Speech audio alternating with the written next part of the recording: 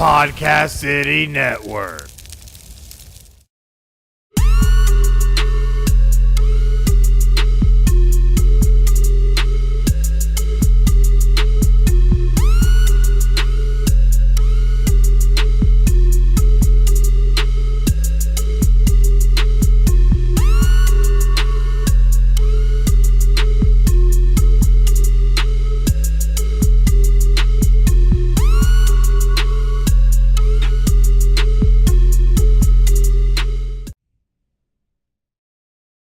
Hey fans, Chris here at FinalScore, and we're back for another episode. Definitely make sure that you go and check us out on all of our social media offerings. On Facebook at /PCN FinalScore, on Twitter at PCN FinalScore, and of course, on Podcast City Network's website, podcastcity.net /FinalScore. And check out everything that we have going on. We're starting to stack up some episodes. And, I like to toot my own horn, but, I do have a co-host I have to give props to. Craig, thank you for joining us yet again. Thanks, man. Appreciate it. Welcome back. Oh, yeah. I know we had some technical difficulties last week. Yes, we had them electronically and physically. Yes. How are you feeling? You feeling good? I'm feeling a lot better. And just let everybody know, because I'm not a bashful person. I ended up with a kidney stone, ended up in the hospital. I didn't want to tell people and tell the whole world on social media but. I mean, at the end of the day, there's videos of me bleeding and dying when I did wrestling that are still on That's YouTube. True. So, just look up Chris Carnage. But, at the end of the day, though, I'm doing a lot better now. Was doped up and ended up passing that stone, which was not fun. Eesh. Yeah, I know. I tell you what. The perks of getting old, right? The perks of getting old and me having to accept that fact. It's such a wonderful realization. But we are back With a brand new episode to finally catch things up and get things rolling yet again. And we're going to kick it off with some good old Alliance of American Football. The old Alliance.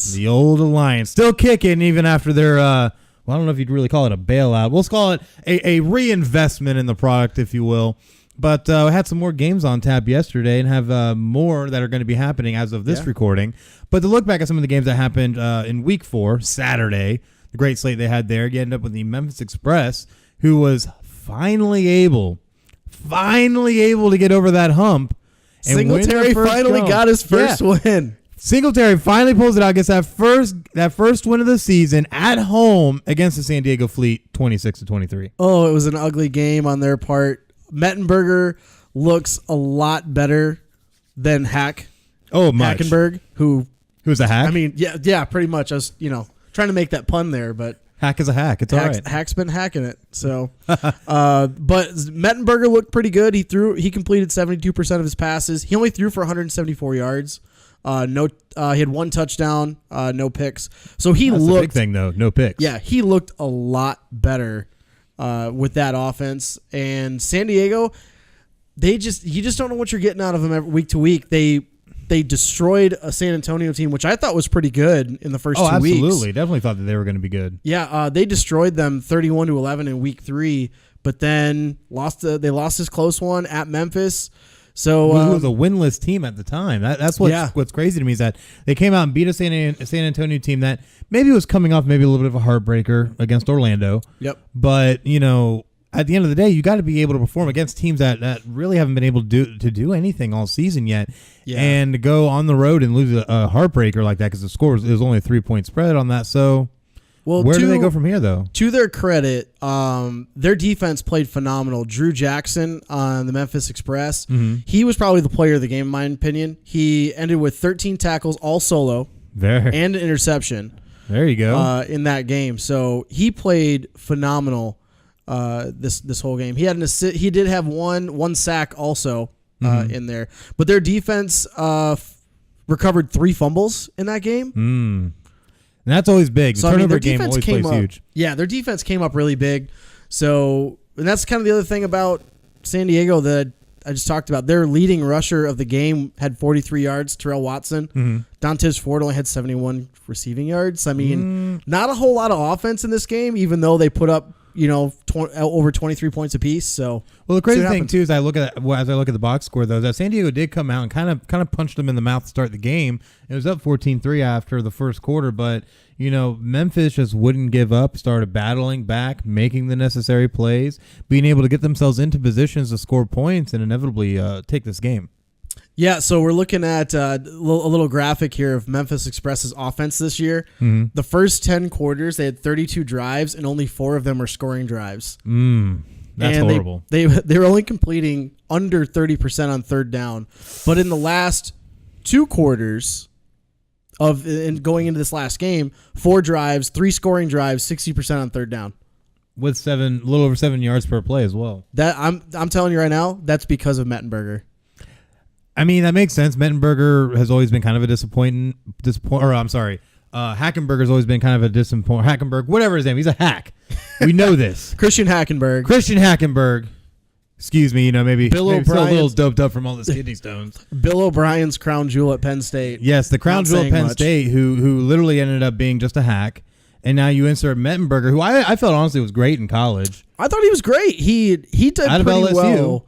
Yeah, playing under Les Miles. Under Les Miles' Les Miles offense. doesn't really like the traditional quarterbacks. He likes more of the guys like a Jamarcus Russell and guys that can bomb it downfield and also use their feet. So Absolutely, He but played are really also like large physical types too, because Yeah. you look at like Jamarcus Russell, even though he was a complete bust, he had great physical traits, and that was the thing that Right. he always looked for. Mettenberger came out of that system, and I thought he was going to be fine. Even after his NFL exit, I thought he might have been able to have a chance to be able to try and make it onto a roster as a backup or whatever. But with how he's been playing and coming on these past few weeks, and now finally getting the Memphis Express over that hump, I think this could help lend to him possibly getting back in the league. potentially, I think he's got to put Backup, up better third stringer, maybe. numbers. I think Well, in that's this kind of a league, if you want to get back into the league, Mm-hmm. you got to put up some monster numbers. Well, that's an interesting thing I've noticed is that outside of the Orlando Apollos, there really hasn't been like a really stellar passer. I mean, just stellar week in, week out, able to put up the numbers, put up the offense, take it on their back, and make things happen. Outside of Orlando, I don't see any team that's been able to do that. Arizona's got a pretty good passing game, but yeah, they're still not on par with Orlando. Well, that and Arizona's kind of, I feel, not fallen off maybe to the extent of what the San Antonio Commanders has done, but they slowly have started. The hot shots have cooled off. Yeah, they had that big 38-point outburst week 1, then 20 in week 2, 15 in week 3. So it keeps diminishing. They do have a game at 8:00 tonight as of our broadcast here. That'll be on the NFL Network. On the NFL Network. So we'll see. And Atlanta's been really struggling. So they're probably going to win that game. But it's going to be interesting to see how many points they put up. Yeah, I'm very interested to see if they can really bounce back just because, like you said, it's just been diminishing every week. And they were a team I thought, especially after week 1, this is the team. This is a team that's going to come out and really be one of the star franchises of this, very infant league. But they just keep finding ways to shoot themselves in the foot, making mistakes, mental errors, and just being able to just slide back. But like you said, they're going up against the much worse Atlanta Legends, who just can't seem to get anything going. Yeah, the only winless team. I don't think they're looking at their schedule. They play Memphis next week, so one of those two, I think Atlanta can win that game. Atlanta might have a shot, and Atlanta will be at home next week. Yeah, So- it depends. If they play, I think they should be playing Aaron Murray, personally. He's got a lot more upside. And Matt Sims, a good quarterback in his own right, he just hasn't been getting that offense moving. No. They haven't been clicking, so why not? I mean, you're 0-3, potentially 0-4 this week if they don't come out and play against Arizona. So I think you'd have to make a change if you're Atlanta there. I have to absolutely agree, because if you don't make that change and you're almost to the halfway point of the season, Yep. you can't let the season be squandered, especially in your first year. So I think maybe making that change is going to be something that not only they need to think about doing, but absolutely will have to do if they plan on having any kind of success. Yeah, they'll have to, but it's gonna be tough against a red hot Memphis team now. They're red hot. Red hot with that 1 game winning streak, That 1 game winning streak. with that And great emotional win. You got to start somewhere. You do have to start somewhere, and I'm just. And it was a good win. It was a really good win. And I'm happy for Mike Singletary, being able to find a way to win. But you know what? There's another coach in the league who always seems to find a way to win, because his team is still undefeated, and that would be the 4-0 Orlando Apollos. Head ball coach. Head ball coach making magic happen, staying undefeated on the road against the now 1-3 Salt Lake Stallions, taking that one 2011 in a game that featured equally awesome weather. Oh man, that That weather. Did you get a chance to watch this game? I watched bits and pieces, but didn't get a chance to really sit down and watch it. But the one thing I noticed more than anything was just the mass amounts of snow. Yeah, they had to, throughout the game, they had to plow the field to clear it off. In a lot of parts. So that's what it was. I thought somebody was going out there and doing donuts just to clear them off, because it wasn't like the nice, cut through. All they snow, had to, all they really did was they just cleared off the hash marks. Really, that's all they really did. Well, what's interesting too is that this week was the first week they also wore their colored jerseys, their what would be considered the quote unquote home jerseys. Their navies, yeah. Their navies, which actually look really clean, really clean. But yes, they came out and definitely made some noise against the Stallions. It wasn't the prettiest of games. Oh, definitely not. It was 6-3 at halftime. Yeah, 6-3 at halftime. But I think a lot of that is lent on the fact that the weather was extremely bad, really hard to get nice, solid footing, especially when you're playing in snow, and it really disrupts things like the passing game because it wasn't just snowing and there's a build-up. It was just snowing and snowing and snowing. So the run game was even really effective. You could see guys were trying to make cuts, and they were just slipping and falling. Oh, yes. So, I mean, those conditions aren't great, but Orlando, they found a way. They just found a way to win, and that's what all you can really expect and hope for. Oh, definitely. And I think that's a huge testament to the team who has been able to come out every week and win games in different ways. And that's been the interesting thing about the Orlando Apollos is that every week has been something different. Week 1, was a blowout. Week 2 was just kind of a mediocre win. Week 2 they had a comeback and win. Yeah. Let me correct myself. Yep. Week 3 was just kind of a gruel it out and then pull away. This week is now you're dealing with the elements. You're having to come against a team that hasn't been real good but can still pose a problem because you are on the road. Yeah. And you still find ways to win.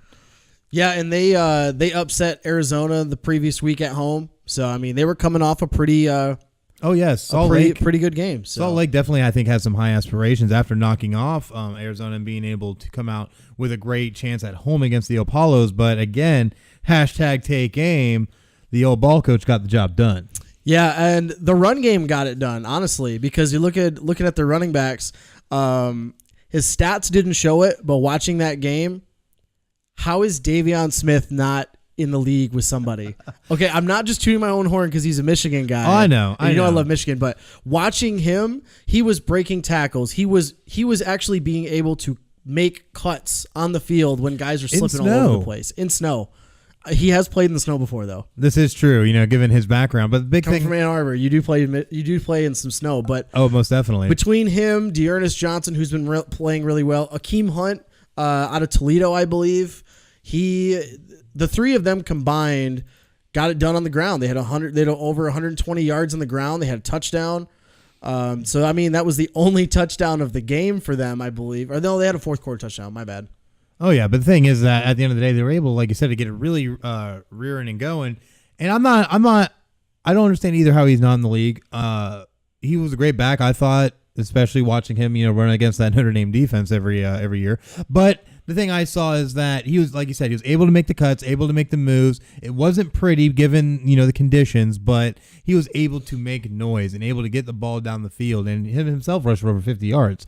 So yeah, he was almost about half of the rushing game, but again, the passing game, even though in those bad conditions, Garrett Gilbert looked good again. And that's the thing, is that he's the only quarterback that can consistently keep throwing for over 200 yards every game, is able to get the ball in the end zone, which I don't remember if he did it in this week's game. Like I said, I didn't get to watch much of it. But he always looks good. His statistics are good. He throws at a high completion percentage. He's able to get the yardage, and he's able to find a lot of his weapons. And that's the big thing, is that he doesn't, what I've seen with some of these teams, rely on one guy or two guys. He tries to spread the ball around as much as he can, but I think a lot of that pays homage to the good old ball coach, because he loves spreading the ball around. He does love spreading it around, but Charles Johnson stepped up. He had 9 catches over 100 yards again. I've said this before. I will say it again. I would not be surprised if after this season, both of those guys get shots going back into the NFL. I absolutely have to agree, because both of them have been doing nothing but showing out week in and week out to show that, you know what, maybe some of these owners should have looked twice when looking their way. Well, it's just usually what happens is they get caught in maybe the team that gives them a shot already has a log jam at whatever position they're at. Mm-hmm. I know Charles Johnson, I believe, he had a chance to catch on with the Jets. Yes. Which, I mean, if he couldn't catch on with the Jets, how do you not catch on with the Jets? But I mean, it is the Jets, though. it is the Jets, so we'll see what happens. But with him, Garrett Gilbert, he was drafted by the Rams a few years ago, Right, like the a sixth rounder. Sixth round, yeah. Yeah. And it's really interesting. So he bounced around a little bit, but I think that's what this league wants. Is they want guys that are hungry, that are trying to get back in the league. Mm-hmm. If either of these two guys, not just go to training camp, a lot of these guys will get training offered. Oh, to they'll go to get training invites. camp. But if any of them make the teams, that's going to be a huge marketing point for the Alliance, because we were talking about how the owner of the Hurricanes was the main investor. As far as buying in, he's now essentially he's the majority owner of the league. Right. Well, you throw $250 million advisors. at something, I would expect to own it as well. He has come out in this past week and said that he wants to try to mirror the NFL as closely as possible, which is kind of risky, I think. Well, I think that kind of runs contradictory to what they're trying to do in a certain amount of senses, too, because essentially you're trying to use this as a launching board. This isn't supposed to be necessarily outright competition. It's supposed to be an alternative launching board to help players get back into the league. Yeah, I think what the owner of of the league is looking for, though, is he's probably trying to look for using this actually as a feeder system for the NFL, because in a roundabout way, that would also help feed more players that, okay, you don't get a chance. You got cut in the preseason. You got cut in training camp. Well, come play for the AF, because you're still going to get a chance potentially to play in the NFL. I think that's what he wants. Well, that makes sense. At the end of the day. That definitely makes sense. But the big thing I look at is that if you try to press the matter too much, you try to make it seem that, okay, we want to run this like an NFL brand, and that's great. You know, NFL obviously is doing something right because they've been able to grow their product over the past 100 years to what it is now. But the thing I look at is that if you don't do this in the correct sense of what it's meant to be, it's going to end up being like another NFL Europe, where it's nice and well-intentioned to try and expand football and have a system similar to what the NBA has with the D-League, but being able to do it in a more practical way where it's not NFL Europe. But the thing is, if you push it too much, I think is where you're going to end up shooting yourself in the foot and inevitably ends up collapsing the league. Yeah, this is going to be a league, and we've talked about this before, of the best way for them to survive is to try to treat it like a minor league setup. Right. But you're going to have to, within a year or two, that owner's going to have to dump more money to it. You have to know that this is going to be a losing venture. You're going to be doing it for the love of it, because the attendance in these games is still not great. No. And, kind of reading stuff. And then, of course, these are just casual fans on Twitter and Facebook, Right. but just watching, everyone's like, well, the attendance is what's going to kill this league. No, it's not, because that's where all the sponsorships and the TV deals come into play. Attendance is a very small piece of the pie when it comes to this league. The NFL, yes, they rely on somewhat on the attendance. Well, absolutely, because it comes down to for views, ticket sales, because you're doing big-time football at the very top of the mountain. This is not meant to be the top of the mountain. For crying out loud, I think they're playing in the University of Utah Stadium right now. It still has the Pac-12 logoing on the field when you're looking at the Salt Lake Orlando game that they played yesterday. Yeah, and most of them are playing in college stadiums, which is fine, because that's definitely fine. You don't want to be renting out the what's the one in Jacksonville, Everbank Field. Oh yeah, or even the Citrus Bowl down in Orlando. Yeah, I mean, those are too make big. sense. You're not. That's going to look even worse. So absolutely, disparity would be horrendous. But the big thing I see is that, like you said, it's going to be a losing battle. They're going to constantly have to be kind of throwing money at this, which they can get it to a level of profitability if they get the right setup going to where they can at least, I feel like, break even and then work from there. But big things that keep on happening is what's going to help them. Like, for instance, there was a huge announcement last night about the next Orlando Apollo's Birmingham Iron game on TNT, national television. That's right, prime time TNT. So with that, which that's the only game, because the rest of the games are still, as far as I know, going to be CBS Network, NFL Network, things of that nature. Yeah, two of them are on NFL Network, one Saturday, one Sunday, and then the early Sunday game is on CBS Sports Network. Yeah, so with that, you look at it, it's starting to get a little bit of attention. There's some things happening, but it's still going to take time. Oh yeah, for sure. You definitely, like I said, you got to look at at all of the sponsorships and things like that, and the viewership that they want. But yeah, you're definitely not going to year one. they're still going to be. They're not going to make money at all. Oh no, I don't think they're going to make money by year 3 at best. Well, they better be careful then too, because if they're not breaking even by year 2 or 3, they're going to be done. And that's what I really worry about. And especially when you have someone who wasn't there for the initial idea of what this was, now is throwing a bunch of money and leading the entire league. It makes me worry that now maybe the focus of the league is going to change.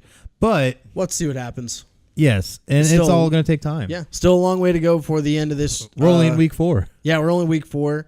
We got 6 more weeks left? Oh yeah, 6 more weeks, and we still have 2 more games today. One that's currently in progress, which is the 1-3 San Antonio Commanders, who are playing at the only other undefeated team in the league, the 3-0 Birmingham Iron, who has been able to get the job done in a vastly different way from our other undefeated team, with a great rushing attack and seemingly completely obsolete quarterback play, but they still have been able to get the job done. So it's very interesting to see what kind of matchups we're going to be getting down the line, just because these teams all play vastly different football.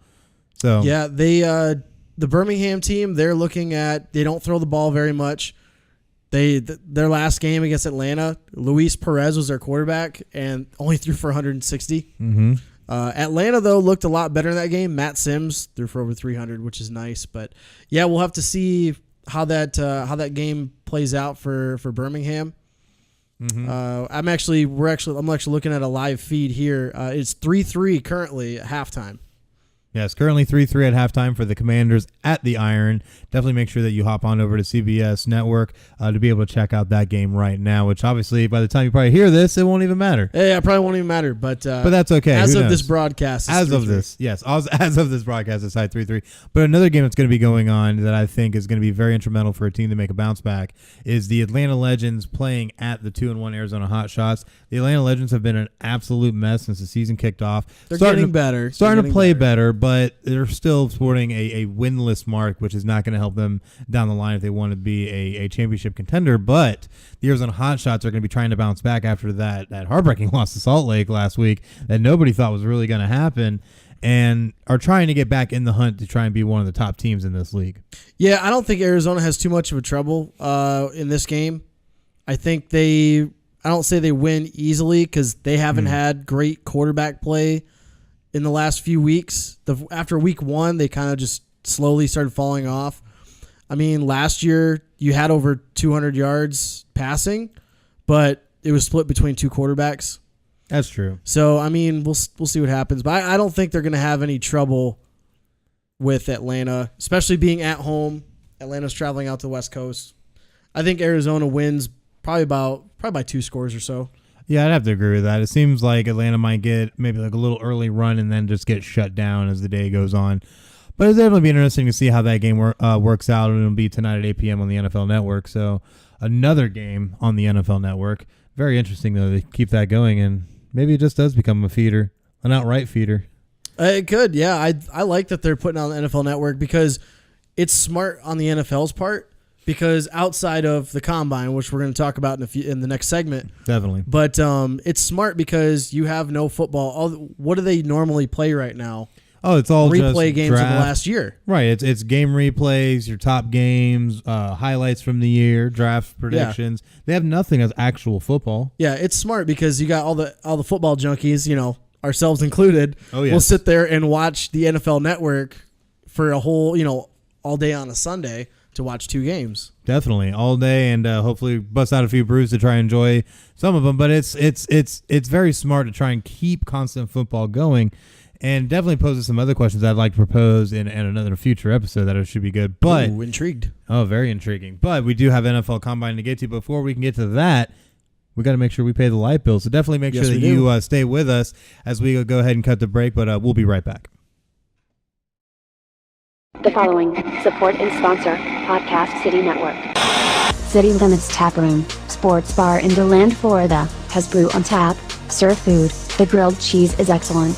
For upcoming events, check out City Limits Tap Room on Facebook.com/City Limits Tap Room. Atlantic Sounds has thousands of new and used vinyl records and CDs. If they don't have it, they can order it for you. Same location since 1982.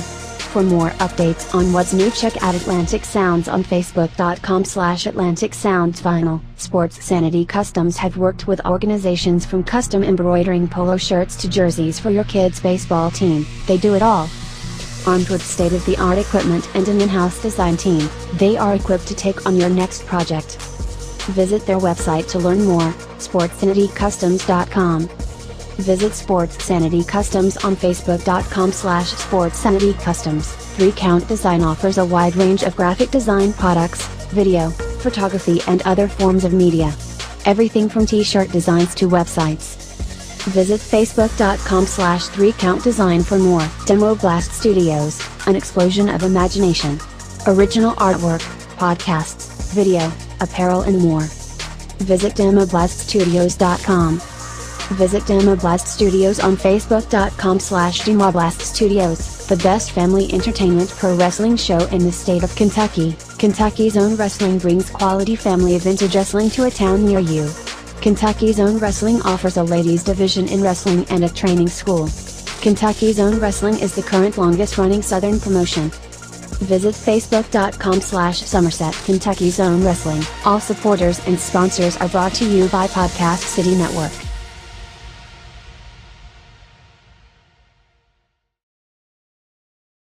All right, and we are back for more Final Score, only on the Podcast City Network. Make sure that you check us out at podcastcity.net/FinalScore, and on all of our social media offerings on Facebook and on Twitter, PCN Final Score. Make sure you go look us up, give us a like, give us a follow, check us out, and see what we got going on. See all of our wildly insane opinions on Twitter all the time. Oh, yes, and we do have very strong opinions, and some things we're definitely going to have some opinions about coming up is going to be the NFL Combine, and it was a very, very active NFL Combine from all sorts of aspects. And obviously, the first thing we got to look at is the quarterbacks. Everyone talks about the quarterbacks, so we're also gonna start there. Quarterbacks is the staple of every team's every franchise moving forward. You got to have a quarterback that you can build around.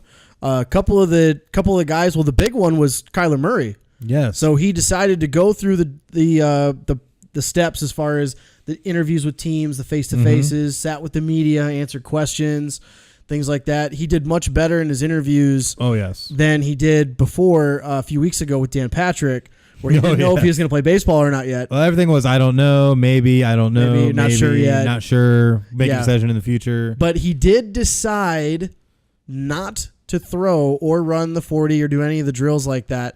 But he's going to do it at his pro day at Ohio State. In the what horseshoe.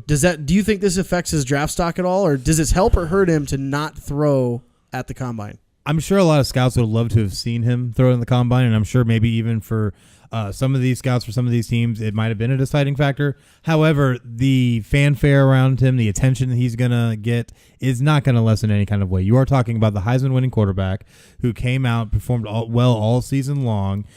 I do worry about the fact that he wouldn't want to try and take a chance maybe and at least throw a little. But I can understand maybe you want to save yourself, have yourself in a more comfortable environment. You're in the horseshoe up at Ohio State, and you want to be able to throw to guys you know, be able to be in a more comfortable situation so you could possibly have a better outing than you would at the actual combine. Right. You forget, though. He's Oklahoma. Oklahoma. You're sorry. thinking of Dwayne Haskins. I'm getting ahead of myself. I am getting ahead of myself. So you're thinking wrong OU. Wrong OU, yeah. They're OSU. OSU. Well, sorry, I'm just a simple little Notre Dame guy with our golden domes and our deep textbooks. Very, very simple. Very simple.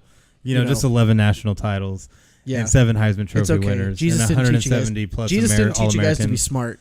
No, they just teach us how to win football games back in the day. How to play football. No, apparently the University of Michigan taught us that in the late 1800s. But anyways, to keep things going, though, for the University of Oklahoma in Norman, yes, he's going to have his pro day, throwing, hopefully, maybe if he's ready in time, maybe Marquise Brown. A lot of stuff going on. Very true. So do you think he should have thrown? So I know you kind of reference, you think he should have thrown a little bit? Honestly, I think with where he is status-wise, no. I think you made the right decision. Save yourself, put a better outing out there where you're in your own environment and can have that comfortability and be able to show what you really can do. But going into the draft, though, the draft combine, it's kind of the point of going there so you're out of your comfort zone. You're throwing with receivers you haven't thrown before, things like that. So You I can definitely okay understand. I can still understand, but I'm still okay with it just because of the fact that he, of all quarterbacks, because this is not a very quarterback, there's not a lot of quarterback depth in this draft. We all know that. Outside these top about 5 or so quarterbacks, there's really nothing. Right. At least that we see at this point, because who knows? We might end up with another TB12 on our hands. But anyways, all that aside, there is some talent in this draft for QBs, but it's not it's very top heavy. Very top heavy. Very There's a top very heavy. steep drop off. Yeah, after Haskins and Murray, it's a pretty good drop off. It's a pretty good drop off. I could put Drew Lock, But- kind of close to there, but even that's a little bit of a ways down the hill. Yeah. The thing is with Kyler Murray, he's going to command the attention because there are teams that need quarterbacks desperately. Yep. I say at this point. Miami, Washington, Definitely. New York, New York being, I feel, the top. Denver in about a year. Yes. After the Joe Flacco experiment shows that it's not flapping its wings as hard. And according to you, before the show, apparently Detroit needs a quarterback in the next 3 years. I'm going to say right now and call a bold prediction. Stop. I don't care. Stop.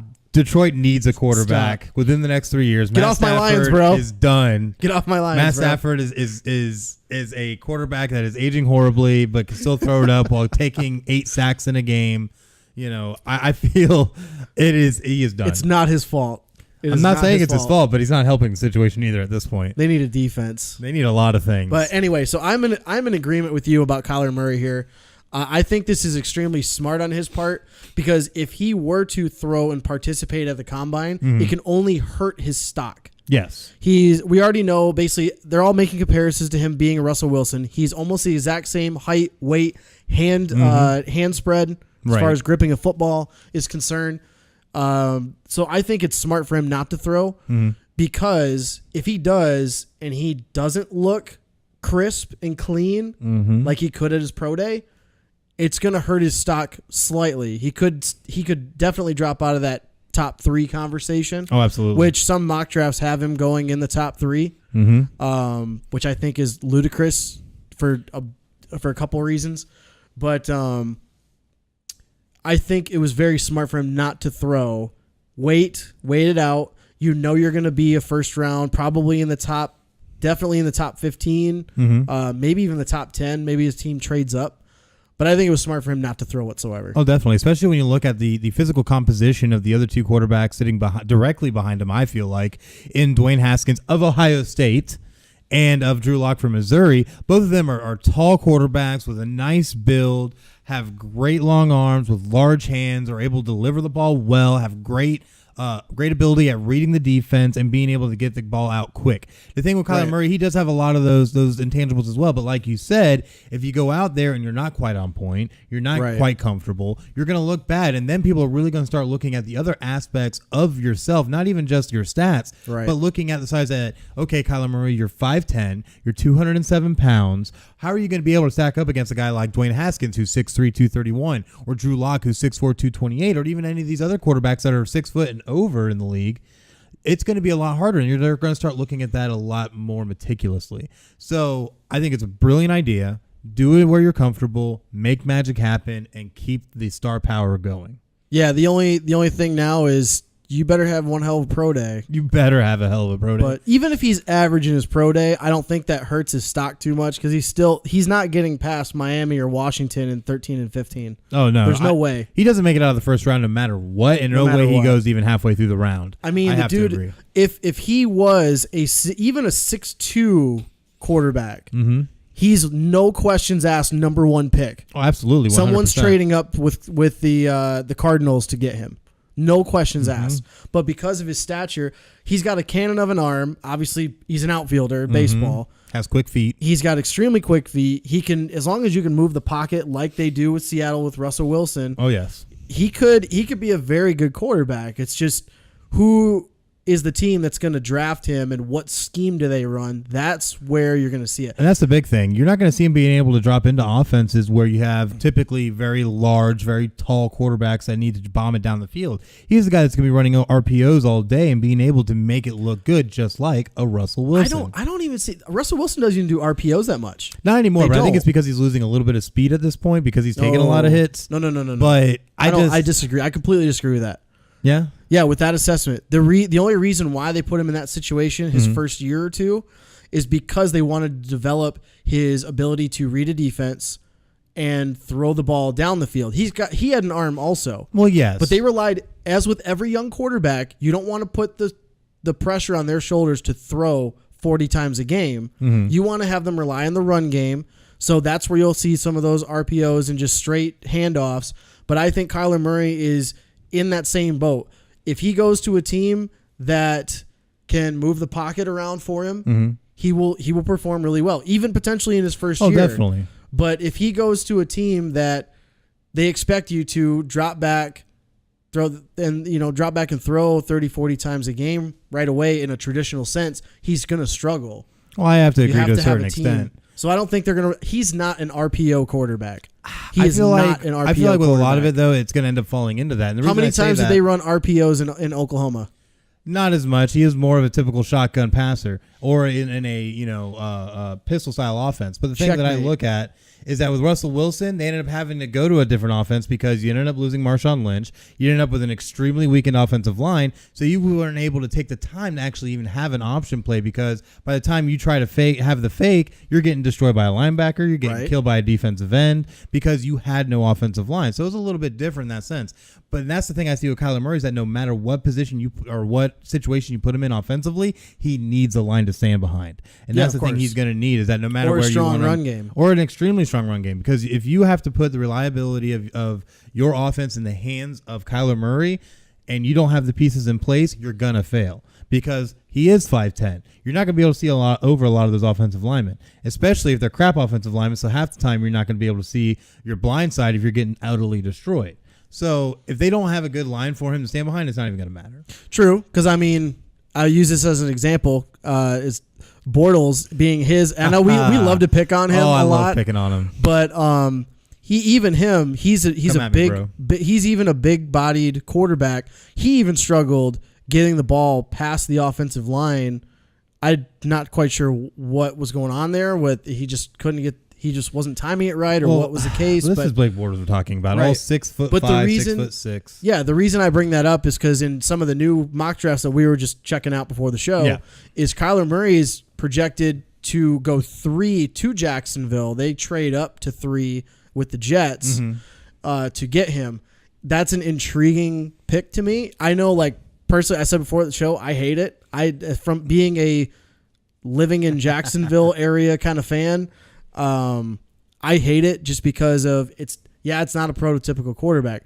But if they play like they did 2 years ago, as far as rely on the run game, play solid defense, get turnovers, Kyler Murray could look really good in that offense. Ooh, he really could, especially with that great running game. If you can really get it going, take the pressure off it, maybe upgrade the line into places that need it, you could really make some noise because they have a great defense. It's just their offense kept putting them in bad situations. But if you draft a Kyler Murray, if you're Jacksonville, you're doing it for the next couple of years because I think prolonged exposure to taking hits in the NFL and with him relying on his feet a lot and then chucking the ball down the field, I think he could potentially see some injury problems. Oh, definitely. If he doesn't take care of himself. But I think him going to the Jags, though, will be very dependent upon another situation that's emerging that we'll talk about a little bit later in the show.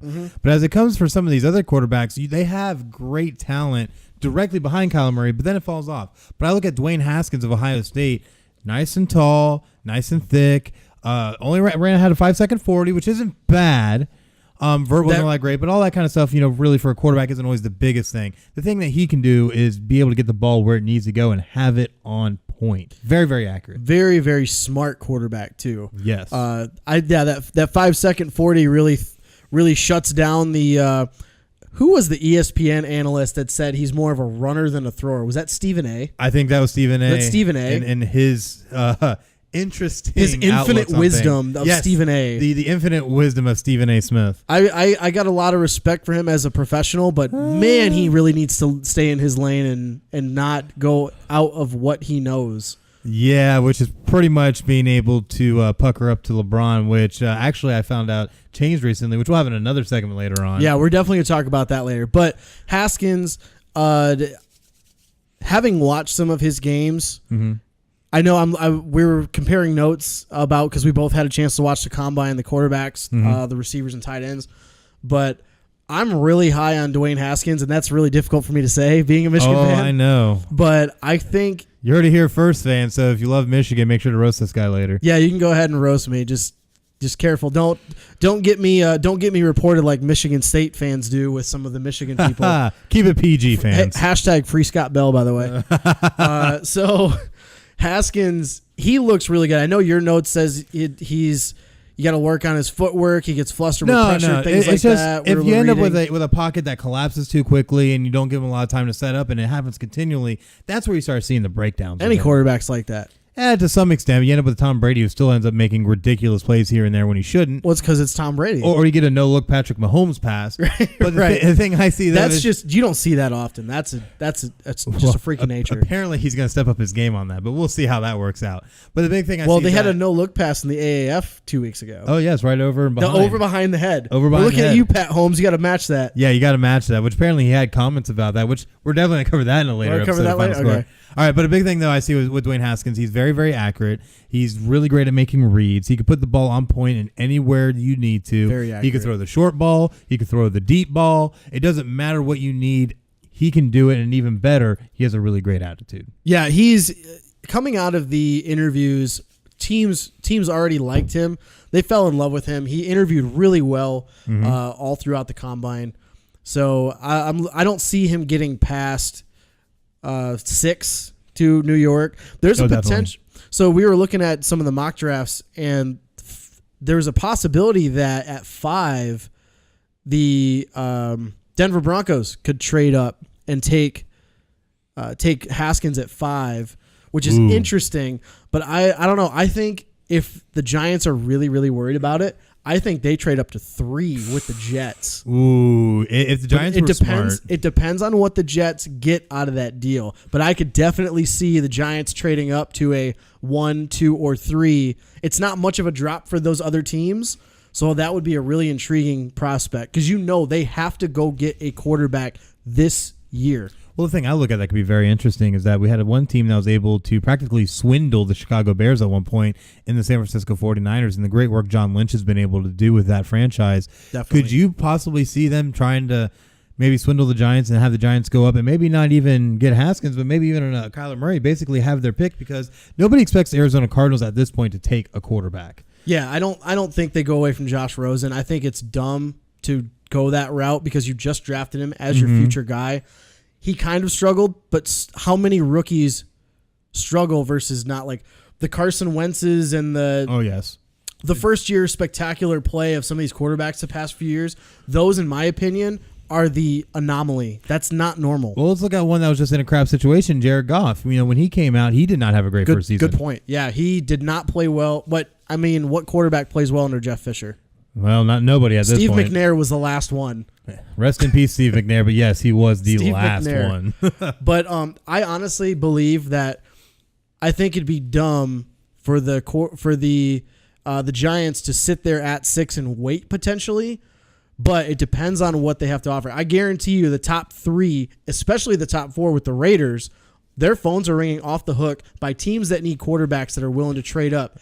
You're looking at the Giants, the Jags, the Broncos, potentially even you're looking at Miami, Washington. All those teams, I guarantee you, are calling the top 3 or 4 teams nonstop trying to figure out if they can trade. Oh, absolutely, because everybody wants to try and get one of these quarterbacks. Like we said, it's not a very deep class. And when you look at these top 5 ahead of the Giants, Arizona's not going to take a quarterback. San Francisco's not going to take a quarterback. The Jets are not going to take a quarterback. The Raiders are not going to take a quarterback. Tampa, I could see potentially, but I don't see any point with the commitment they've made to Jameis Winston and Ryan Fitzpatrick at this point. Yeah, and they need too much other help in other aspects of their team. So, yeah, they're stuck with Winston and Fitzpatrick for at least for another year or two.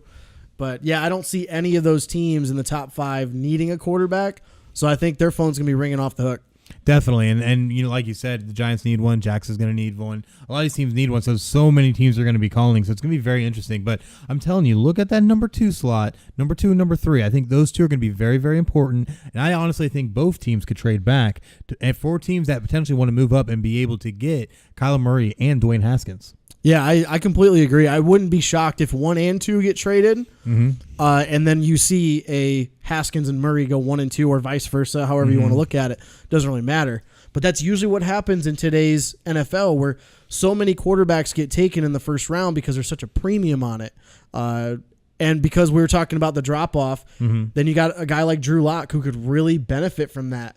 I think if the top 2, Murray and Haskins, go within the top 5, Lock doesn't make it past 13 at Miami. And Miami needs a quarterback at this point because they've already said. Miami and Washington need quarterbacks. Oh, most definitely. Because all Washington really has in the cupboard that's really going to work for them is going to be, and I can't believe I'm saying this, Mark Sanchez and Josh Johnson. Because Colt McCoy's not 100% going to be back. Alex Smith is not 100% to be back or even have a career anymore. He might be done. He might be 100% done as a career. So at this point, Washington needs to get whatever they can. And with a lot of speculation of how the Jags are going to approach things, Washington's not looking at having a lot of choices in free agency even, unless they want to try and go get a failed franchise quarterback from somewhere else, like say if Tannehill were to get released or something like that. But I don't see them really doing that, or even trying to take the Case Keenum debacle that's happening in Denver right now. Yeah. So I think they want to try and go young. I think Miami could even be one of those teams that could potentially try and move up. Miami's going to draft a quarterback. I don't see them going after any of the vets. They just got a brand new head coach. They're trying to go in a different direction. I have no doubt in my mind that they're going to draft a quarterback either at 13 or trade up depending on how things fall. Well, then you look at Drew Lock, who's 6'4", 228. He had a 4.6 940, which is pretty good by a quarterback his size. Had a 31-inch vertical, 112-inch broad jump, all the good stuff. But the big thing is that he gets the ball out really fast. And sometimes at different angles, which kind of reminds me of like a Patrick Mahomes, being able to angle the ball around to where you want to get it to the receiver. Matt Stafford. Or a Matt Stafford, who doesn't do it as quite as much anymore and throws a sidearm in there every now and then. Hey, you got to do it, man. Got to avoid that pass rush. But the big thing with Drew Lock, too, is that he was also at the top of the quarterback's leaderboards in all of the speed timing drills, which I think could really lend, especially if he's able to have that fast twitch muscle memory to be able to get the ball where it needs to go quick. And if you end up in a situation, say, where you have multiple blitzers coming up the middle, you need to get it off really fast. Right. He's the kind of guy I think he's going to be able to complete that pass 9 times out of 10. Yeah, I'm looking at not necessarily his on the field and his speed drills and all that kind of stuff and his throwing drills. We know what he can do on the field. Looking at watching him at Missouri, he's got a big arm, and you kind of know what you're already going to get. Yes. But what I was really impressed with watching things on the NFL Network, CBS Sports Network, is teams were extremely impressed by his interviews. Yes, most his definitely. interviews. They were saying that he's just a natural leader. They just were really impressed by those interviews, and I think that is going to really help his stock to go up in that top 15, top 13 range. Oh, absolutely. And like you said, though, I don't see him falling past 13 at Miami.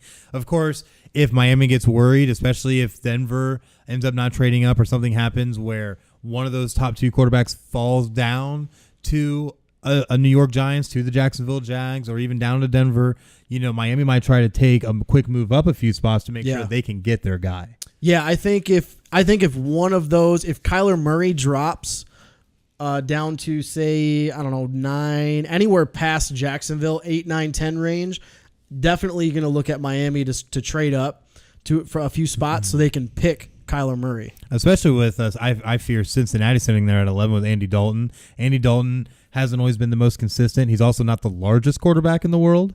Yeah. That and the Cincinnati experiment's kind of changing right now. So that's also another one I feel like they need to worry about. I think based on this draft class this year, they're going to still give Andy Dalton probably another year. Yeah. Just to see how he does, because he's not an old quarterback by any sense, but I think he's got a few years on his deal left. Yeah, only a couple. But the thing is I worry about the production he has, especially with them not having quite as many weapons. AJ Green is starting to get up there, and he's become, the main target for them, it makes sense. He's a great receiver, and he put up good numbers last year, but he's really the only weapon they have. Oh, you still got John Ross, who's a burner. You got Joe Mixon. Yeah. Eifert's got to stay healthy. That's Eifert's biggest problem, is staying healthy, because he's been injured each of these past 2 seasons. But Mixon, I feel, is still trying to get acclimated a little. He's still a young back. He was still recovering from injury coming in, but the last half of the season, he was great. He was on my fantasy team. He was fantastic. So I think he takes another step up this year.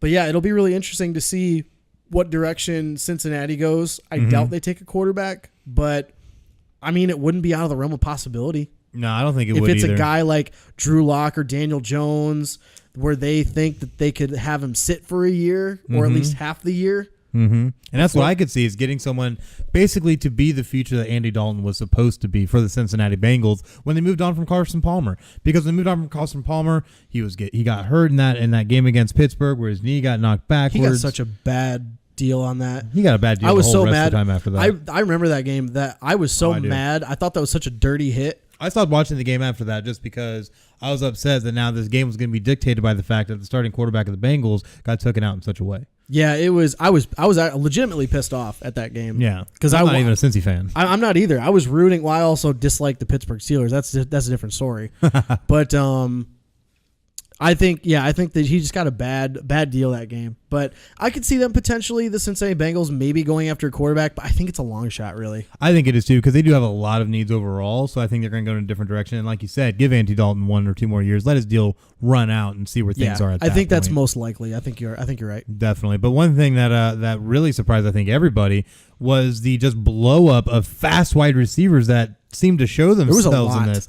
And not even just fast receivers. A lot of them were running great routes, showed great hand control and being able to bring in these passes during a lot of their drills. It was just really great. And verticals, man, some of these verticals were pretty good too. But you look at it, 9 wide receivers ran a sub 4.40, which is the first time they've had in, I think, almost a decade. Last year, they only had 1. Yeah, just 1. DJ Chark. Yep, who went to Jacksonville.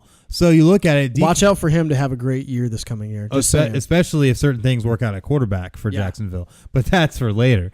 But the big thing I look at is DK Metcalf out of Ole Miss. The Hulk at 6'3", 228, ran a 4.33, which wasn't even the fastest time on the day, by the way. That's insane. That 4.33 was not the fastest time. It's not surprising, but it's surprising for him at his size and his height and weight and just how he's built. That dude is literally built like the Hulk. He is. Huge biceps, huge legs. The dude is just a freak. You see his Instagram post of after him. Oh, my goodness. His post-injury, he's just been bulking up in him in the weight room.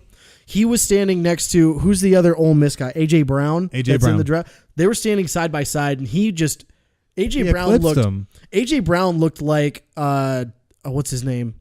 Wes Welker.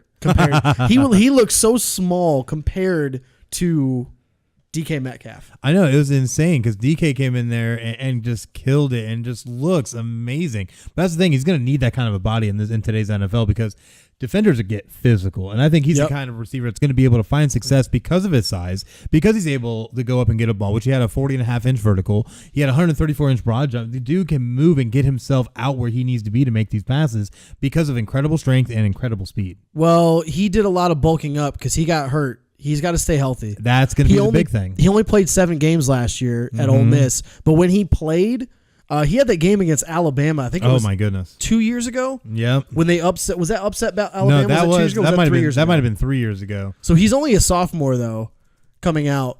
So I remember he had a big game against Alabama, and he played very well. He looked really good on tape, but I think he's got to stay healthy. But he's definitely, in my opinion, the number 1 receiver that comes off the board. I think he goes in the mid-first round. I think he definitely can. And there's a lot of teams in that mid-first round. They're going to need a guy like that. Maybe in Indianapolis. You look at other teams that could use one. Maybe a Tennessee Titans. Or they could use one. Or let's look at even maybe a Pittsburgh Steelers who are going to have a little bit of a void here soon. Yeah, potentially. They were talking about, and this is also kind of a subject for a later part of the show, potentially. But Pittsburgh was talking about they will still invite him back to camp if they can't get him traded. But if that's the case, AB is going to sit like Le'Veon Bell. He's going to sit. And you're going to need a plan for that. Yeah, you need to plan for it. So I wouldn't be surprised if Pittsburgh goes after a receiver. Or here's another one. We were talking about this earlier. 15 through 17. All 3 of those teams need a receiver. Washington, Carolina, Cleveland. Yes. All 3. Because could you imagine Baker Mayfield throwing to DK Metcalf in Cleveland? My goodness. Cleveland, if they draft DK Metcalf, they're going to be saying Super Bowl in the offseason. It's going to be hilarious. Do those words exist in the city of Cleveland? Not since 1955. It wasn't even a Super Bowl then. Exactly. It was just an NFL championship. It's an NFL championship. You know, and honestly, I can understand that because in 1960 it was the Eagles. Ha ha. But the thing I look at Cleveland, if they had a big physical receiver like that, that would just boost, I feel like, Baker Mayfield's ego even more. It'll be great. Oh, it would be amazing. It'd be awesome. I can't wait to see the Twitter post from that one. Yeah, I don't see DK Metcalf getting past 20. I don't think. Definitely not. I definitely don't see him getting past 20, especially with you're talking about Tennessee needs a receiver. Pittsburgh's gonna. Well, they may not. They got Juju. They have a few other guys that are good. That they could be contributors. Could step up. I don't think they draft receiver, but Tennessee needs one. Cleveland, Carolina, Washington, all of those need one.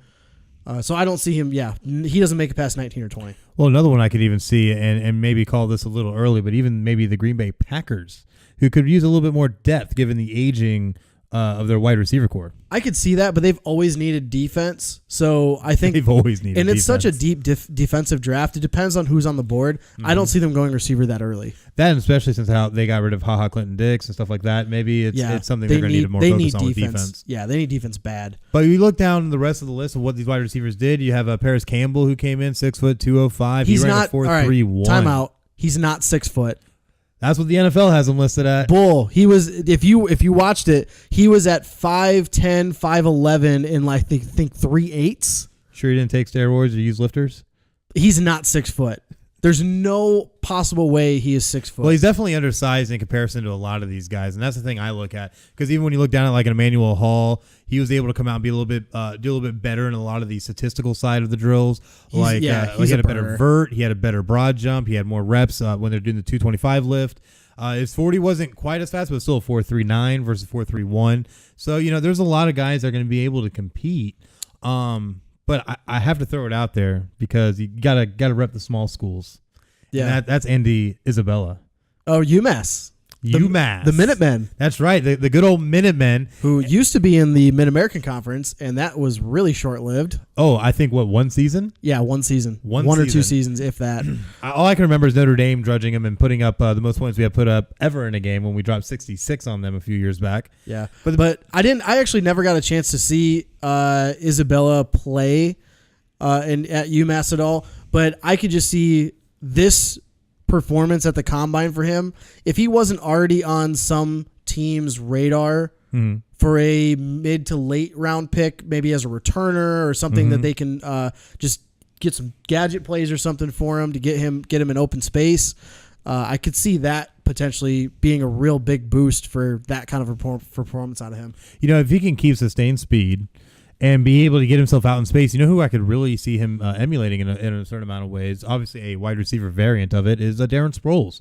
He's a real short guy. Okay. With really great speed, who has very nice measurables considering for a guy his size, and he has good strength. So he might be able to go out there and really make noise. And Darren Sproles is really known for the return game. Yep. Or he could come out and be a Tavon Austin. He really could be a Tavon Austin. Just saying, like he could. Tavon Austin was supposed to be the same way, and he just never had a chance to. He just never really put it all together. But I think out of this group that we've kind of wanted to highlight, Metcalf, Campbell, Isabella Hall, and even Marquise Brown, who didn't participate. Yes. I believe he's going to participate in the pro day, though. From what I heard, it's borderline. They haven't made a final decision, but they do expect him to. Yeah. He's still dealing with that Liz Frank injury, so it'll be interesting. But I know Kyler Murray's definitely going to try and have him in the rotation, especially when he's trying to put on his pro day. Right, for sure. So I think Marquise Brown will probably be another first-round receiver draft pick. We're talking about Paris Campbell. I could see him being, if he doesn't go in the first round, I would see him a second round definitely. And because the only thing that would hurt him is his size. But same thing for Isabella too. But yeah, he's 200 pounds, just over 200 pounds. Whether he's 6 foot or not, I don't think he is. There's no possible way. We'll put an asterisk next to that. But I'll tell you what, his performance at the combine, and they were talking about like, oh, he's kind of jumped off the page. If you watched any of their games, I've had to forcefully watch him against Michigan. He's torn the Wolverines up. Oh yeah, and he is on. I can tell you from just watching him in person, this dude's fast. He will be at least second round, maybe even a late first round pick. Well, it definitely helps when you have Dwayne Haskins throwing you the ball. So yeah, all you got to do is this guy. You got to run him. You can run him on some sweeps, some crossing routes, get him the ball early, get him out nice in space. end arounds. Yeah, you can get him the ball in space and let him go to work, and he'll get it done. Paris Campbell honestly kind of reminds me, especially given his speed, and don't hate me on this one. I kind of reminds me a little bit of Golden Tate, just because he's a smaller guy. He's not that big, like you said, 6 foot with an asterisk. He's not large, but he is strong, and he's able to go out and make plays, especially if he has a good quarterback throwing to him. Now, when Golden Tate was playing in college, he had Jimmy Clausen, which we know what happened with that. But still, I feel that Paris Campbell could come in and be able to be a good contributor, even if it, like you said at first, if it's gadget plays, doing end-around sweeps, things like that, getting him out in space, just putting him somewhere where he can make a difference. And that's what's going to come down to, is just getting him in positions to be able to make a play. Yeah, what I really liked watching him in the combine, like a lot of traits that good receivers in the NFL portray, all the drills that he ran, he used his hands to catch. He didn't try to use his body, didn't try to turn and use his chest to catch some of the passes. Mm-hmm. He had his hands out like you're trained to do. Yes. He used his hands. He's got strong hands. Mm-hmm. He can go get some balls if you need to. So I think that'll really help him out, and hopefully for wherever he ends up landing, he can be in a position where he can start contributing right away. And I think based on just his combine performance, his stock definitely went up. Oh, most definitely. The big thing I look at too is that there's so many wide receivers, no matter what, he's going to get picked up. Just because of the fact that there's so many teams that are going to need a receiver. There's been a lot of movement over the past couple of years when it comes to receivers, and a lot of people, I feel, when it comes to these franchises, are kind of just trying to form their teams to be able to have that good wide receiver depth. So you're starting to see guys that are small, tall, fast, slow, all different kinds of receivers are able to come in and make some kind of noise, whether you be a possession guy, whether you're a speedster or a burner, no matter whether you're a good route runner. There's somewhere for everyone in the league. And with all these guys, especially with the amount of speed they have, they're all going to make it in some way, and I think be able to make a mark. Yeah, those really fast guys, the really big question mark on them is, they can run fast, but how's your route running? That's always going to be big. Yeah, if they can improve on their route running, that'll really, really help their draft stock moving in. But it'll be interesting. You're always in need of big time receivers, whether it's at that receiver position or the tight end position. Mm-hmm. Most definitely. And that's another notable we had was Iowa tight end Noah Fant came in and I just tore it up. Now, he's not known for his blocking. He's not actually the biggest guy. He's only 6'4", 249. Usually you have tight ends about the same size, maybe a little bigger. But he has great intangibles. He ran a 4.540, which I think is the fastest I've seen out of a tight end in years. Yeah, to be honest, really fast. He had 20 reps in his on his 225 press, 39.5-inch vertical, 127-inch broad jump. The guy has good physical traits. He's a physical guy. He can make noise happen. My only worry is how he's going to fit into a blocking scheme, especially if he ends up not being able to be brought in by a team that has a right system for him, because he's not a blocker. He's not like the other. No. What's the other tight end at Iowa coming out? Hawkinson, who's able to have great blocking, and he ran a 4.7, which is still really fast. But the guy is a lot more balanced for the tight end position. Yeah, he is. Hawkinson's a guy that he's going to be able to be effective in the run game and be effective in the pass game. Mm-hmm. But Fant basically kind of got overlooked because Hawkinson was his teammate and was the clear-cut number one tight end. Mm-hmm. But his numbers weren't terrible at Iowa. But again, he's more of a receiving tight end. Yes. I could see him turning into the Jimmy Grahams, who's the other one? Devin Funchess, where he actually converted completely to a receiver. Yes. I could see, especially with his speed, I wouldn't be surprised if he gets drafted by a team and it ends up becoming a receiver. I could see him being like a real nasty slot guy too. I could see him he's definitely going to be a red zone threat no matter what. Oh, absolutely. But running a 4.5 as a tight end, that's just as fast as some receivers. Oh, yes. So I could see him potentially being used. He's definitely going to be used in those obvious passing downs to stretch the field. Absolutely. It's going to be interesting, though. He's shown some of that bench press strength. How is he going to be able to be effective in the run game? Because if he's going to be a tight end, you have to be able to run block in the NFL. Absolutely. And that's one thing that I do worry about with him, because most of everything he did in college with Iowa was receive, and he had over 1,000 receiving yards his last 2 seasons, 18 touchdowns over those 2 seasons as well, because he's coming out as a junior. But just is not able to have a good block. The last thing I saw of him is when they were playing Penn State. He was able to get a good chip block, but generally wasn't able to get a good enough piece of him, and the defender was able to come in and disrupt the backfield. And that's what you can't have if you're trying to be a good tight end, because most situations you need to hold your block for a second or two before you even chip off. You can't just throw a hand and expect to get open and not have that guy come free and put pressure on your quarterback. So I do worry about him being able to help in even those kinds of situations. But even so, if you try to rely on him as a blocker in run situations, I think it's going to even be worse. And that's where I feel his big weakness is going to be. But if you're going, straight balls to the wall, trying to get the ball down the field, stretch the field, drop him into, say, like a Detroit-style offense or something of that nature, it could end up being something that could be very fruitful, especially if you have a Matt Stafford or someone throwing to you. I was just thinking about this. How there's a team that's drafting late in the first round that is in need of a tight end. I would say it may be the 30 slot.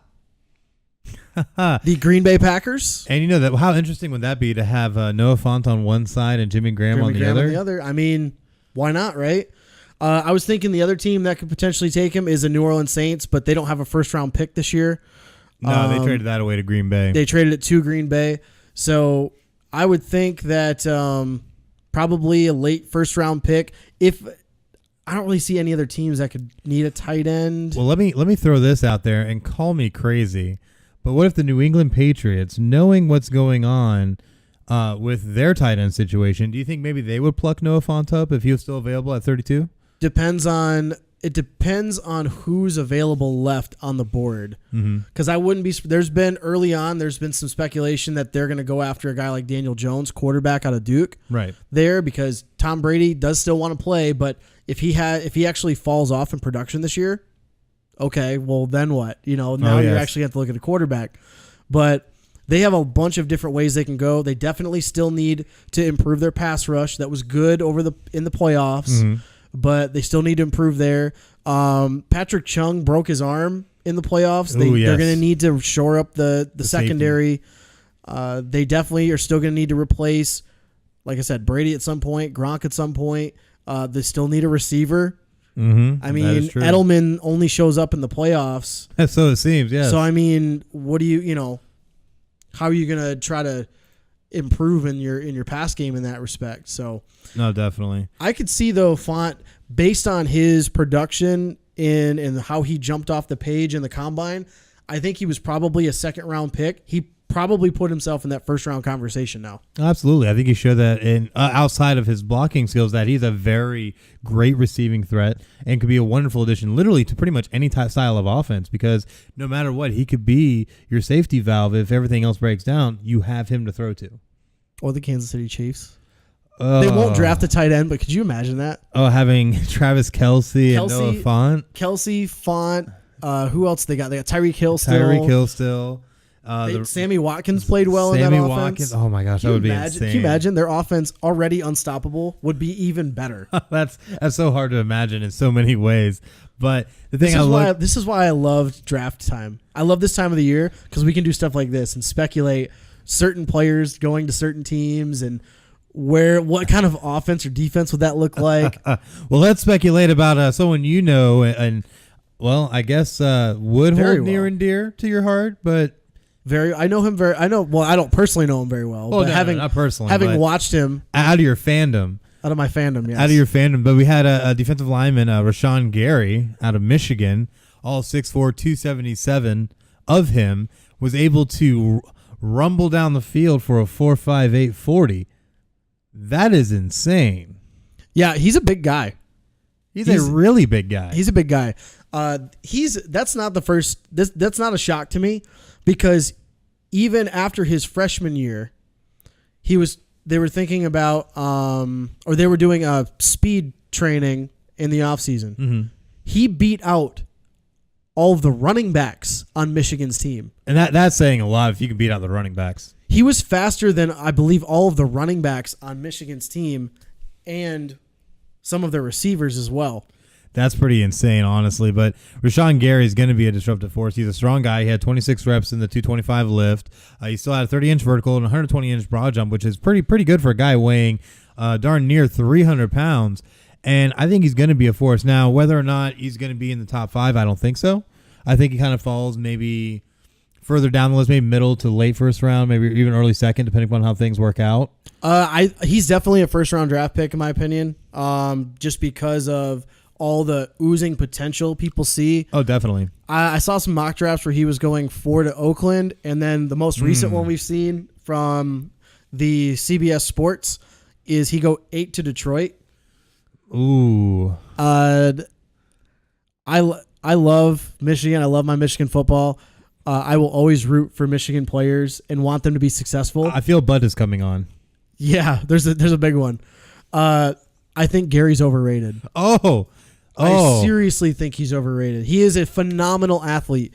Coming out of high school, he's one of the top recruits in his high school recruiting class. 5-star recruit, if I'm not mistaken. He was. And he was expected to come in and be able to tear up offensive lines. How'd that work against Notre Dame? Not even Notre Dame. Throw Notre Dame aside. 2 years of playing at Michigan, he has not produced the way that his 5-star recruiting level expects you to perform. He struggled.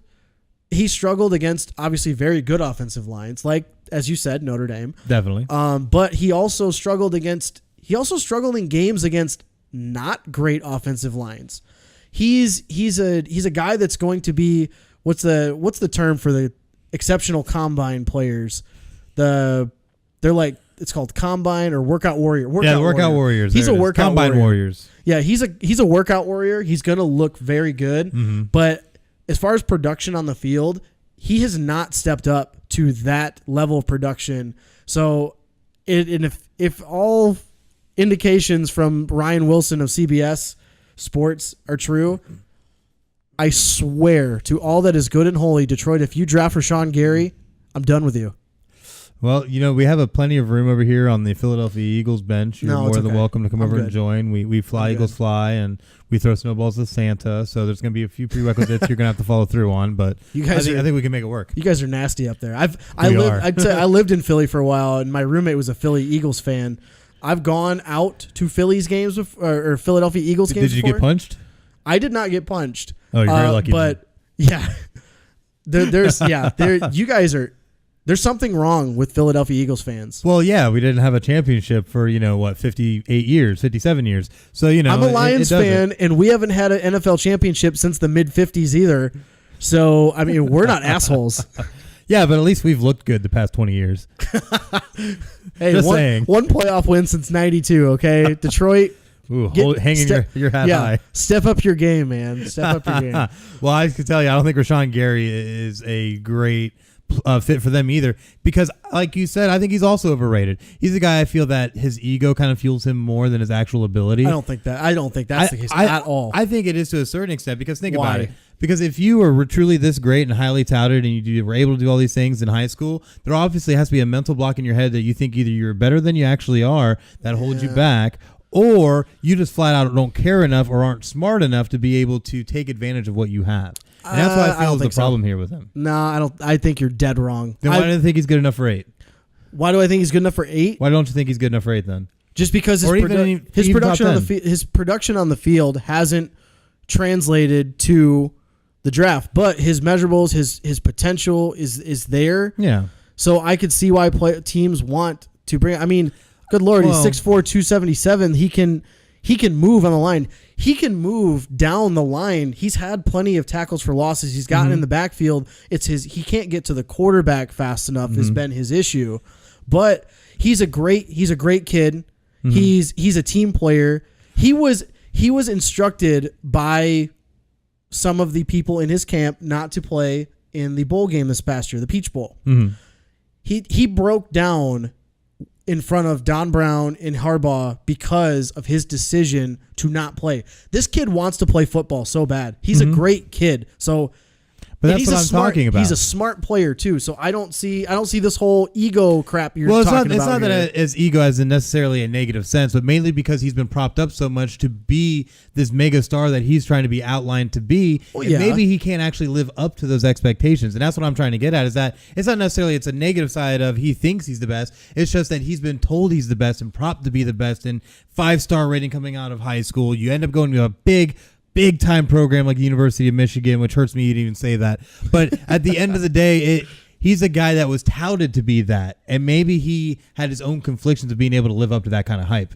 Maybe, but how many athletes nowadays are pampered and told that they're the best, and no one tells them, hey, you suck, you need to work harder. If a coach tells you that, the parents are going to throw a fit all over, and they're going to report the coach because you said something bad about my son or daughter. That's the generation we live in, is the problem with that.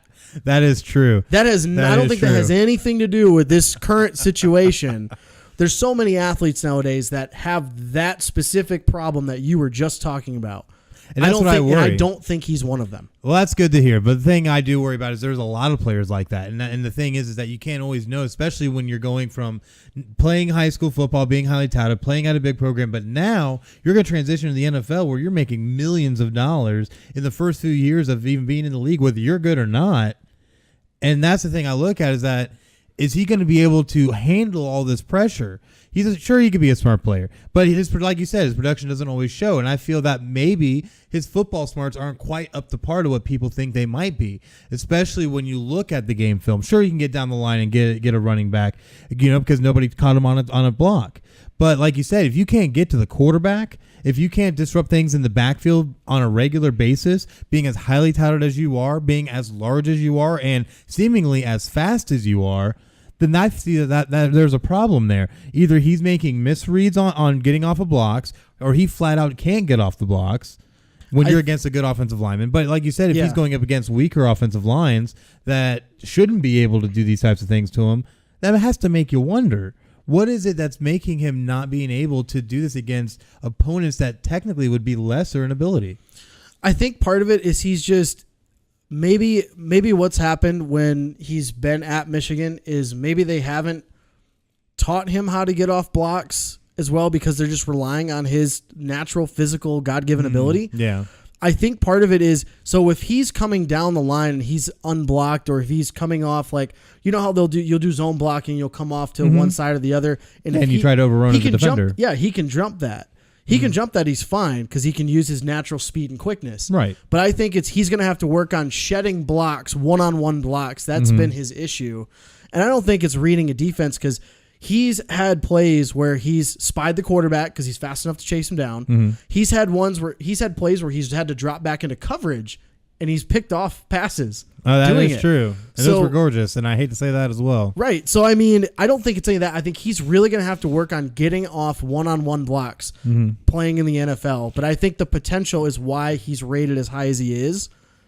But I feel the potential is unfounded, because you got to think, not that he isn't a good player. He absolutely is a good player. But the thing I look at is that if you have problems in any kind of way doing that on the collegiate level, what makes you think you're going to be able to do that against the top-tier offensive linemen in the NFL? And that's what I really look at, because lately, especially with how offenses have been able to become predicated on the pass, a lot of these offensive linemen are straight anchors now. A lot of them aren't small and quick like they used to be, being able to hit on either a pull route or on a swing route, being able to go and block these guys out of the way to open up these holes. Now they're required to be big, hulking anchors to make sure the quarterback can stay upright as much as possible. And if you don't have a guy that can get off and get past a guy that has that kind of ability, you're not really going to have any kind of career in the NFL. Yeah, it'll be really tough. So we'll have to see where he goes. Personally, I hope that he goes and gets drafted to Oakland so he can play alongside, so he can go play alongside Mo Hurst again. That'd probably work out best for him. Who Mo Hurst, having been drafted last year, I believe in like the third round to Oakland. Yes. Which was a steal in my opinion at that point. But I would love to see those two play together again. Mm-hmm. But we'll see. I don't think he's definitely gonna be a first round pick. He's one of the top defensive linemen in this draft, interior defensive lineman. Right. So he's definitely not gonna make it. He's not gonna make it past a 15 or a 20, guaranteed.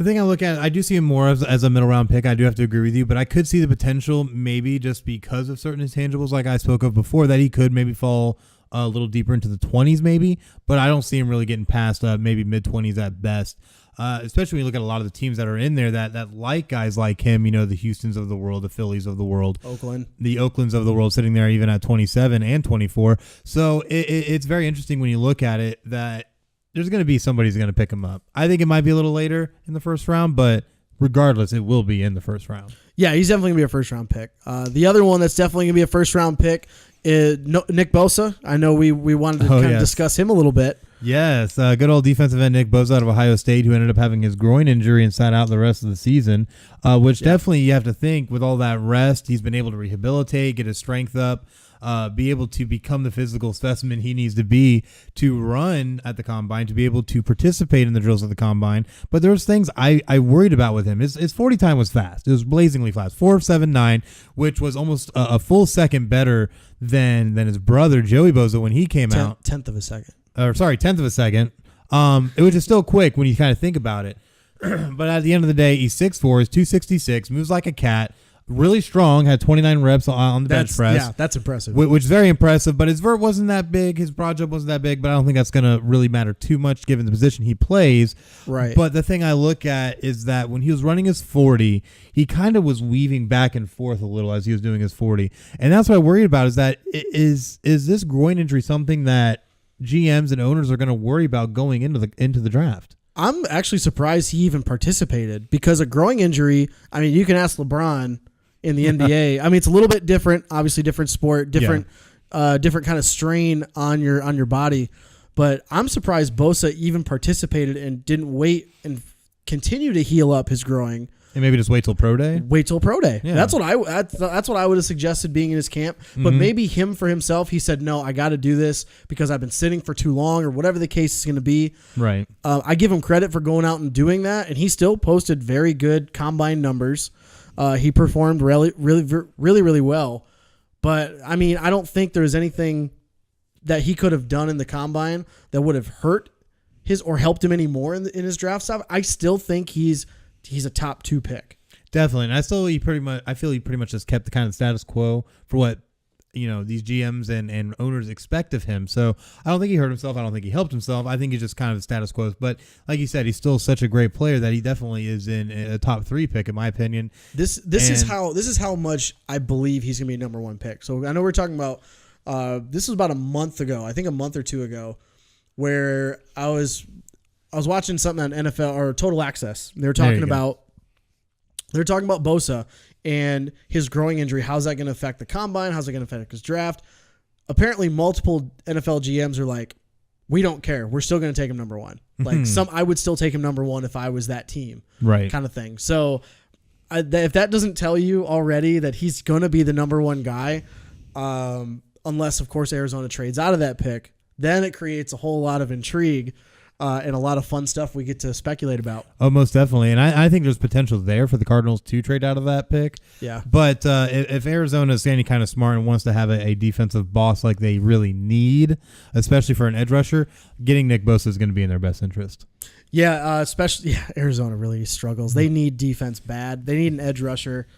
Bosa is definitely their number 1 pick. Has to be, I think. Oh, absolutely. But yeah, he performed well. I think he's still gonna be number 1 no matter what. So I have to agree. I think he will be the number 1, just because given his ability and given his family lineage, that he's going to be that guy. And I don't think the groin injury is really going to hamper him. I really feel like he should have waited though, let himself heal up more, just so he could have put on that really spot on day. And it kind of makes you wonder if he's still going to perform at the pro day or not at this point. If he's going to try and rest up more, I think he probably. He might not, but we're going to find out probably in the coming days. Yeah, I'm not sure when Ohio's pro day is going to be, but I would imagine it's going to be probably about a month from now, and that'll give Bosa plenty of time to heal up. All right, so I just looked it up just now. Ohio State is actually going to be hosting its pro day on March 20th. March 20th. Okay, well, he's still got a couple weeks. That's a little over 2 weeks. Yeah, it's a little over 2 weeks. So I think he'll be fine. Yeah, he should be good, and I think he'll perform then too, just to show that he can be able to live up to these numbers and stats that he threw up at the combine. But Speaking of stats, there was one that was broken in amazing fashion by someone with an equally amazing name. That I think is going to end up on a Key and Peele East-West, Heritage Game special at some point. But the 40-yard dash by a defensive lineman was shattered. The record was shattered by Mississippi State's Montez Sweat, who ended That sounds like a rap name. It does. Montez Sweat on the track, yo. That probably sounded like the whitest thing ever, but that's okay. That was very white. It's okay though, because he went out there and ran a 4.4 140, which is wide receiver speed at that point. Yeah, that was impressive. That's very impressive, and he's 6'6", 260 doing it. Yeah, I think this right here, I had personally never seen him play. Haven't even heard of him until we were talking about this before the show. And the great name. Yeah, and the great name. This is definitely going to put him on a lot of teams' radar.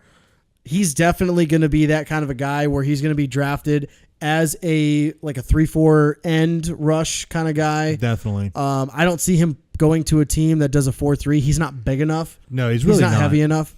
So I think he's definitely going to go to a team that runs that 3-4 defense. So couple teams off the top of my head. I know Oakland needs edge rushers. Detroit needs edge rushers mid-late. The Jets are always in need of an edge rush. They're always in the need of a lot of things. Yeah, they need a lot of help. But I could see him going to a team because those teams, if I'm not mistaken, all those teams play a 3-4 defense. Yes, they all play a 3-4, and if you have a guy like this with this kind of speed, and he's pretty decently strong at that, he's going to be able to make noise in those styles of defense, especially if you have a decent linebacking core to help with run support. I think it's really going to help with Montez Sweat to be successful. Yeah, we'll see how he does. I don't know what kind of their pro day is probably come up in a few weeks as well, so we'll see. I haven't seen any projections about where he potentially go because we're a little too far out from the draft to get those full 7-round projections from a lot of our favorite people. So, oh yes. So we'll see where he's projected to go in the coming mock drafts in the next few weeks. Yeah, definitely. And we'll be able to see what happens. And it looks like Mississippi State's going to be holding their pro day, looks like March 27th. So he has a lot of time to prepare for that. And it's going to be very interesting going in just because if you have a guy that fast, I always wonder if someone like him is able to be able to pull off those same types of stats. That is extremely fast. And I find it kind of hard for a guy like that and in a pro day to be able to come back and put up those same kinds of numbers. But, we've seen crazier things happen. So, who knows? Yeah, we definitely have. I'm looking up his scouting report for the coming draft and where he potentially could go, but definitely he's a good speed rusher. Some of his strengths, he's got long arms, over 35 and a half inch reach, just a natural pass rusher. So we'll see where he ends up going. He'll probably be, I would think, like a third rounder probably. I haven't really seen too much about where he could potentially land, but Charlie Campbell here of WalterFootball.com. I've never heard of this website, so I take this with a grain of salt. Always with a grain of salt. But Charlie Campbell's got him going at the late first round, maybe even the second round. So I think I might be a little early. I could see him maybe going mid to late second round. I don't see him really getting too far into the third round, especially with that kind of speed, but any number of things could happen. Yeah, so some teams have graded Sweat as a late first round, early second round pick. Wouldn't be surprised if he goes in the first round, middle to back portion. There are some teams that could use him if he's if they think that he's that much upside. That's the other thing about him playing at Mississippi State. He's bounced around a little bit. I know we said that he started his career at Michigan State, then right? Played JUCO for a year, went to Mississippi State, right, and then ended up at Mississippi State. And he could be good. I just do worry about maybe if he's going to be able to translate well. Speed is good, but once you're on the field, it ends up being a little bit different of an animal. So yeah, we'll really find out. Yeah, it'll be interesting. We'll see where he goes in the coming mock drafts. But best of luck to him. I know that's the first time I've heard of him, and I look forward to hearing more about him coming up. Oh, definitely. And there's going to be a lot of great things also happening in the NFL because we're getting down to the wire of the new calendar year. So it's March 13th. March 13th. But you know what else that means? Free agency. The opening of free agency. Free agency. It's definitely going to be interesting. But since we've been talking about all these young guys, we need to balance it out with age, and maybe it's just because I am feeling a little older these days, especially after a kidney stone. But someone feeling probably equally old at this point, or at least he should be, is Jason Witten, who is coming out of retirement and was paid $5 million to do so. Good old Jerry Jones. Good old Jerry Jones throwing money at the problem. Got paid. Jerry Jones paid Jason Witten $5 million just to come out of retirement. Is giving him a $3.5 million 1-year deal. So there's $8.5 million already invested in Jason Witten for 1 year. Yeah, I'm a little surprised. I can't say that I'm surprised because it's Dallas. And it's Jerry Jones. But he really didn't. I don't think he did very well. He was an okay announcer in the booth, but I mean, he's no Tony Romo. Oh no, and Tony Romo is just amazing. He's talking about guys that have just recently retired that are in the booth, and I don't know. I think this is interesting. Do you think it was a smart move by the Cowboys to bring him back? In my opinion, no. And the reason I say that is Jason Witten was always a great tight end. He put up a lot of great numbers over the years. But since 2012, which 2012 was the last 1,000-yard receiving year he had, he has not been able to produce. Every year, it's just gotten a little bit worse or just the same. Because after 2012, he ends up with 851 yards. And he goes down to 700 yards and 700 yards, 673. And the last season he played in 2017, he only had 560. Okay. Now, granted, touchdown production stayed kind of consistent. Yeah. So that's not bad. But the thing I look at is that this is going to be his 16th NFL season. Yep. He is only going to have so much tread left on the tires. He's been out for a year already, which might help him in the sense of being able to have better stamina early on. But is he going to be able to still take on a 16-game slate, not including if they were to make the playoffs, which pray that they don't. Fly, Eagles, fly. But at the end of the day, I just don't see Dallas, especially with a lot of the issues they have, bringing Jason Witten back. Not that it hurts them, but I don't think it really helps them either. I think it helps them tremendously. Because you're looking at, and so I see your point here. I want you to keep that up for a second. All right. I see your point, but I'm going to give you a counterpoint. So Witten, his last year in 2017, 560 yards and 5 touchdowns, right? Mm-hmm. The top 2 tight ends on the Dallas Cowboys in this last year combined for 549 yards. The top 2 tight ends on their team less yards than Jason Witten had in his last year at, 37-ish, 36, I think. Yeah. And combined, they had 4 tight ends on their stat sheet that have recorded any catches, any yards, or touchdowns. Well, that, and if you also look at the fact. Just hang on 1 second. All right. I promise I'll let you come back with a counterpoint. All 4 tight ends on their roster combined with 4 touchdowns. Combined. And 3 of them went to Blake Jarwin, a player I've never heard of. Nope, never heard of him. So, to your point there, you're like, oh, only 560 and 5. They can't get that production out of one player, let alone 3 or 4 tight ends. All right, well, with that point, why not try to go through the draft, maybe get one of these young tight ends that are coming out, because there's a decent amount coming out. Dallas doesn't have a first-round draft pick because they did trade it to Oakland. I guarantee you that's why they're taking him back and tell him to come back and play. You can't draft. They would be great with a Hawkinson or a Font. Right. Or even, what's his name out of Alabama? Irvin Smith. Irvin Smith Jr. They would be great with any of those 3 guys. But there's no way. What are they going to trade to get in the first round to get those guys? That's true. All the second and third and fourth round picks they have? Nobody's going to want that. So I think it's smart on their part because you're also giving Dak a safety blanket. Because if I'm not mistaken, Dak's first year with Dallas was at 2016? 2016. So he'd be comfortable with Witten. And he had good production with Dak in his 17 year, his last year with the team. Right. And that's the thing is that it's not even that I think Jason Witten wouldn't be good, but you can't expect to have elite numbers out of an aging player, especially at the tight end position. They don't need him to have elite numbers. They don't need him to get 2012 numbers of 1,000 receiving yards. But the thing I look at is when your only other weapon really is Ezekiel Elliott. Right. What are you really going to do? Here's what I think the other reason is. Okay. If I'm not mistaken, haven't they had a bit of a locker room leadership issue the last year? Oh, you do make a very valid point. Jason Witten is the best locker room guy, and he's a Cowboys guy. He is a Dallas guy through and through. Has been his entire career since he got drafted for the 03 season. Even then, Jerry Jones loves him, not only because of on the field, he's been the greatest tight end, arguably, in Dallas Cowboys history, but he is he's a leader.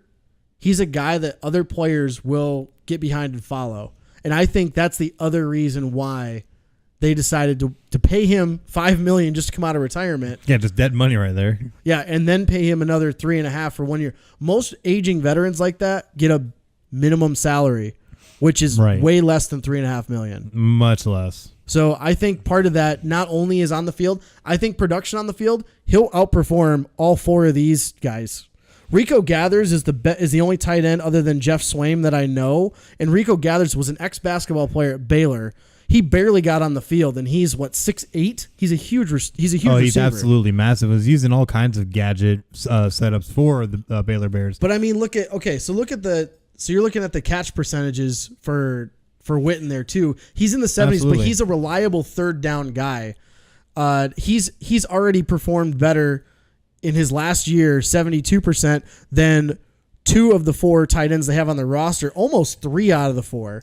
Well, the thing I look at, though, is his yardage keeps getting less and less, which makes me think he's starting to slow down. He's becoming, yes, a good safety valve, but it's a catch and tackle kind of scenario. He's not a guy who's going to be able to catch it and run. He's going to be the Julian Edelman of their team. And but what I mean by that is he's a guy that, okay, his numbers during the season aren't going to be great. Right. They're not going to be great. Yeah, he's what, 30? I think we have it up here. He is 36 years old. He's 36. 36, so, 301 days. Yeah, 36. He'll be 37 when the season starts. Right. You're only expecting probably that 1 year out of him. Mm-hmm. His stats are going to be great, but he's going to bring to the field a different aspect of this offense that they haven't seen in a few years. They need that leadership. They need a guy you can rely on. The other people they have, okay, Amari Cooper is their number one. Cole Beasley, if he's healthy, he's going to be a go-to guy. Allen Hurns needs to stay healthy. Right. They have guys that can't stay healthy. So, I mean, I think this is a good idea by the Cowboys, but we'll see what kind of an impact he has. I think he outperforms both of these. He probably has roughly the same numbers he had in 2017. I think he gets probably a handful of touchdowns, 500 yards or so, maybe up in the 6 and 7 range, depending on how healthy he feels, but he's had a whole year off. And that definitely could. So he's going to be healthy from an injury standpoint. That's something I think that definitely will lend to helping him, and I think will be the biggest deciding factor is that he has had that year off. So with that, he's going to be able to be a lot fresher when going into training camp and OTAs. He's going to feel a lot better going through the preseason, and once the season starts, he's going to be fine. But I worry about once you get down to the nitty-gritty, you're starting to battle for these divisional leads, trying to get yourself into playoffs, trying to set yourselves up for a possible Super Bowl run, is that he might not physically be there at the end. Because sure, you want to try to make an Edelman. He could be the Edelman of his team, but he might not be great during the regular season. But I don't see Witten being able to pull it off in playoffs either. And that's what I worry about with him is that he's not going to be able to be the go-to. Amari Cooper's the go-to, I feel like. Amari Cooper and Ezekiel Elliott, they're the go-to. That's why you traded all those draft picks to get him. But that's the thing is, though, is that Witten is going to be a contributor, but I don't think going to be one that's going to be a game changer. And that's what I feel like Dallas needs at this point. You came off a 13-3 season to basically fall flat on your face. You had they went 10-6 last year. Or sorry, yes, they ended up bouncing back and going 10-6. But you still, I feel like, was luck at that point they even got the 10-6. In my opinion, they should have been 8-8 at best. Yeah. But Jason Witten he's a great player, but I don't think he's going to be a guy that's going to get him over any kind of hump. And that's the thing that they really need is they need to get over the hump. Yeah, but I mean, he's a guy, and that I keep going back to this. He's going to be a guy. They're bringing him in not for production on the field completely. He's there as a leader. Their locker room is fractured from kind of what we've been hearing over the last season. Oh, yes. It's fractured. They need somebody in there because remember all the reports about players, if you're not a Jason Garrett guy, you're done. You're not going to play kind of thing. Right. So I think that'll help. That'll help kind of mend some stuff. I think the veteran aspect of it is going to be phenomenal for this team in so many ways. That's what they want. And I think, and maybe that's why Jerry Jones is willing to pay him 8.5 total to come back. But my point is paying that much money just for one guy to come back and be a leader. I feel like there's so many different ways you could achieve that without spending as much money. And maybe it's just me because it's also a Jerry Jones thing. You are right, and it's hard to always explain why Jerry Jones does what Jerry Jones does. Why he does some things he does. Yeah, but yeah. I think I love that we're on the opposite sides of this because it makes for a great conversation.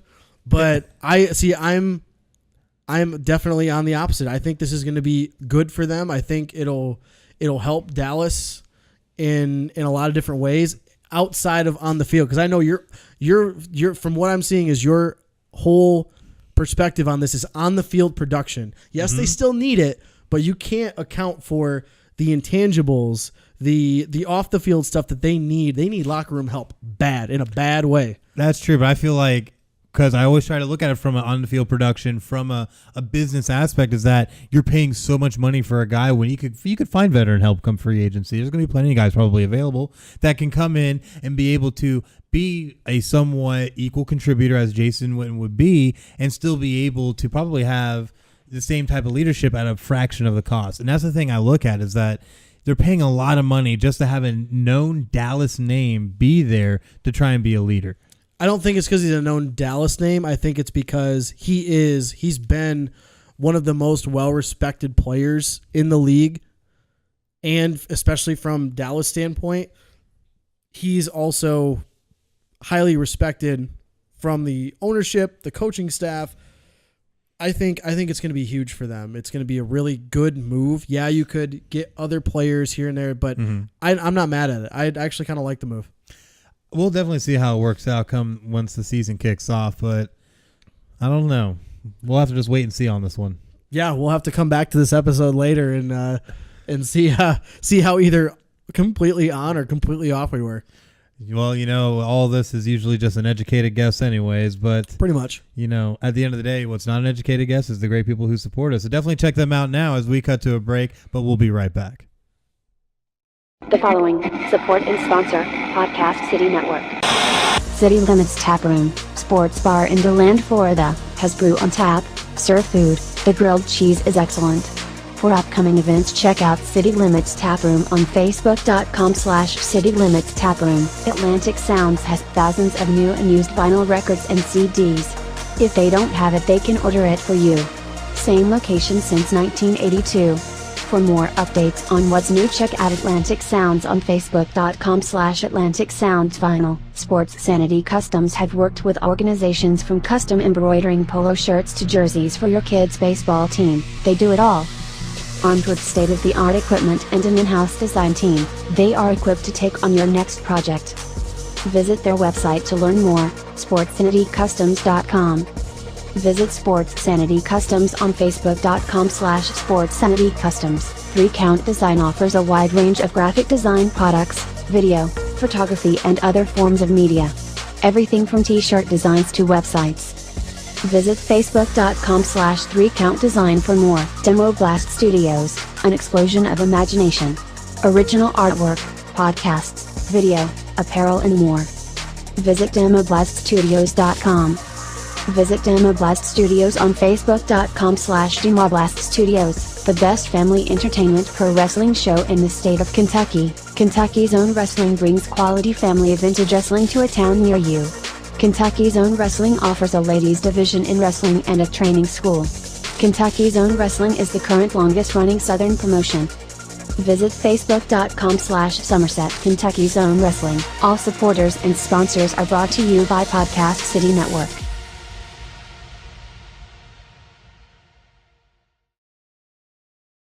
And we are back here on Final Score. Chris here along with Craig. How you hanging in there, buddy?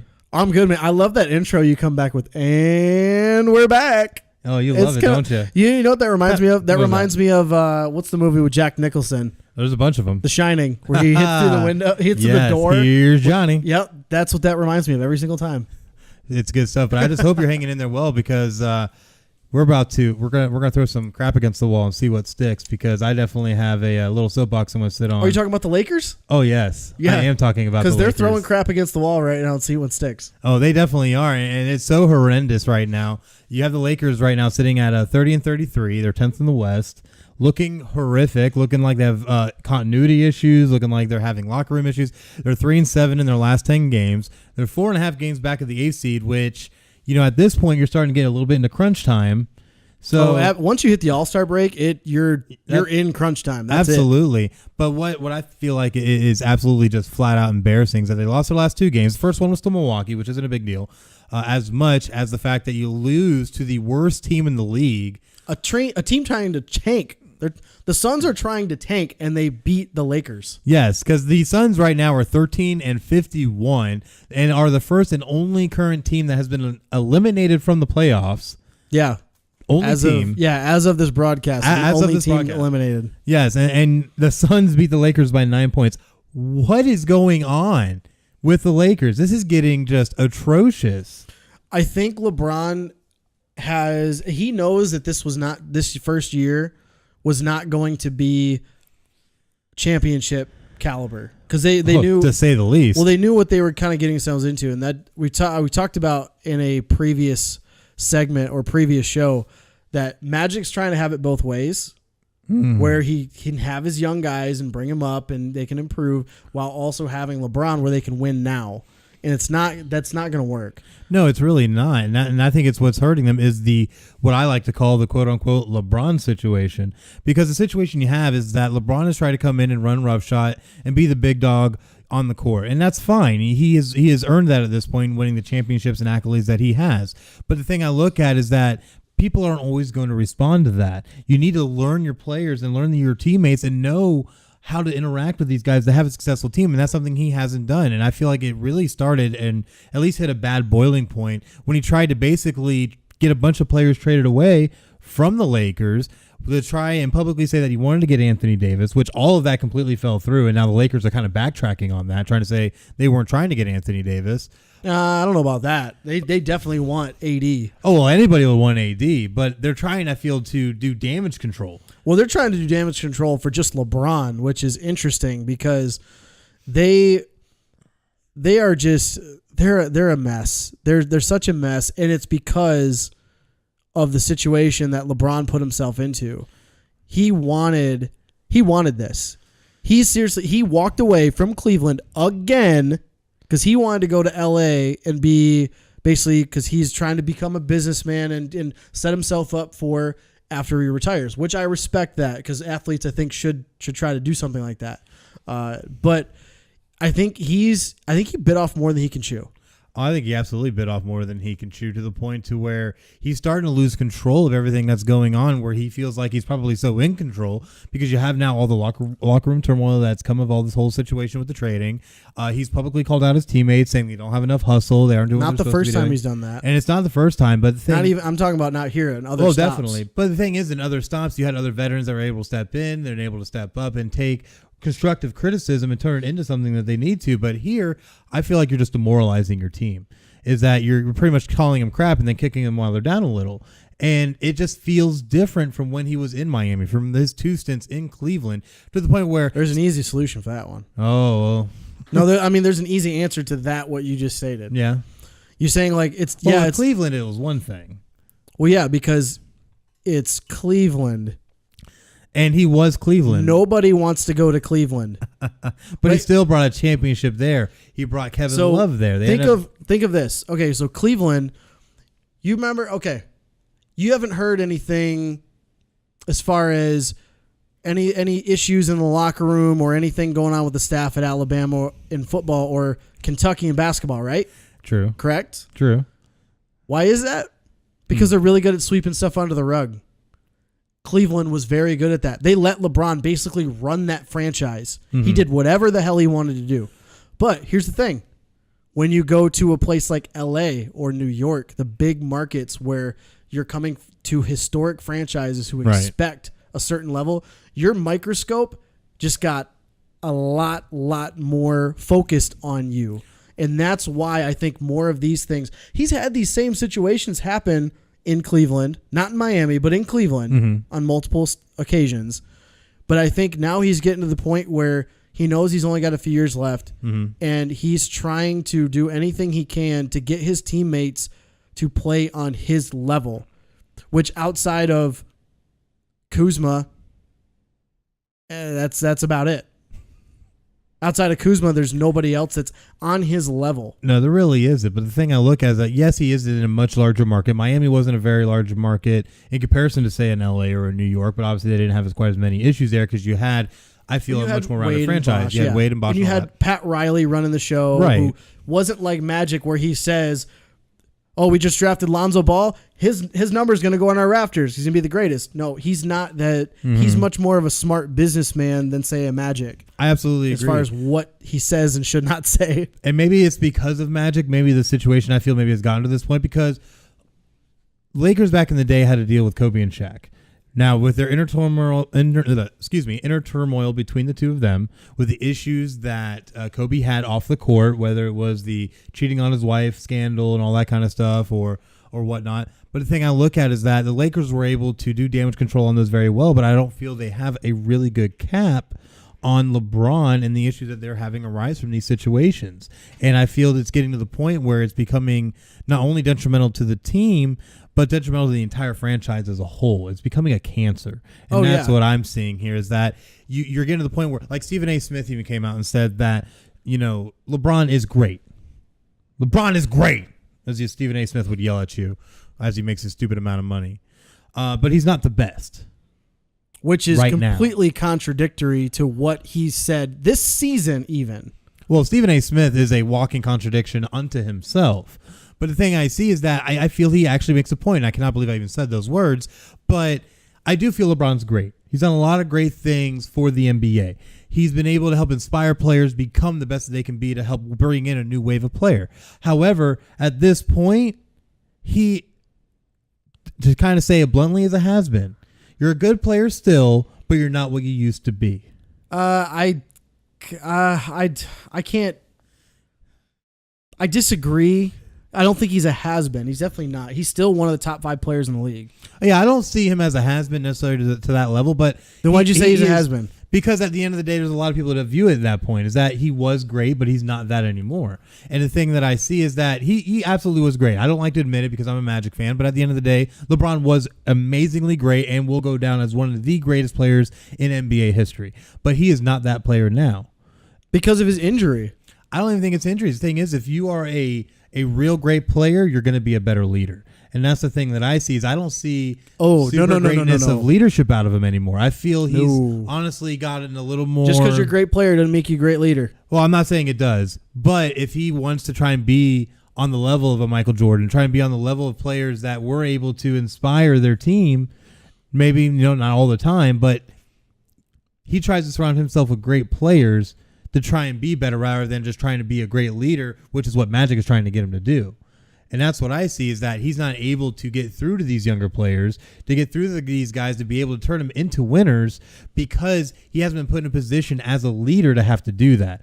Because even in Cleveland, even in little old nobody cares about Cleveland, where the Browns actually exist and the Cavaliers have finally won a championship, he had some type of pieces around him that were able to complement him in some kind of way, whether it be a Kevin Love and things like that, to get him over the hump there. And in Miami, he had all the pieces he needed. Right. So with that, he hasn't been able to, been thrust into a position like this where he has to be a heralded leader to lead these guys to prominence.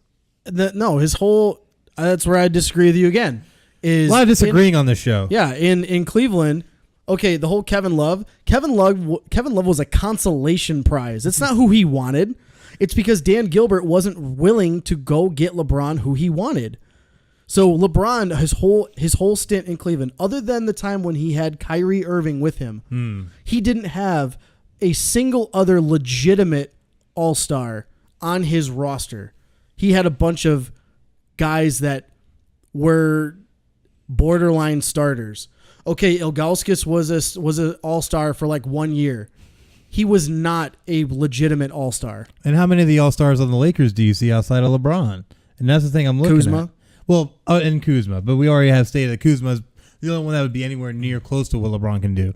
But the thing is that That's the problem is that when LeBron was coming in, he's expecting to come in and he's at a point where he wants to win right now, which I don't blame him. You're getting up definitely, there. yeah. You and every player wants left. to win, but the Lakers are not set up for that, which is why you're seeing a lot of this turmoil. Is all these young players are still trying to grow.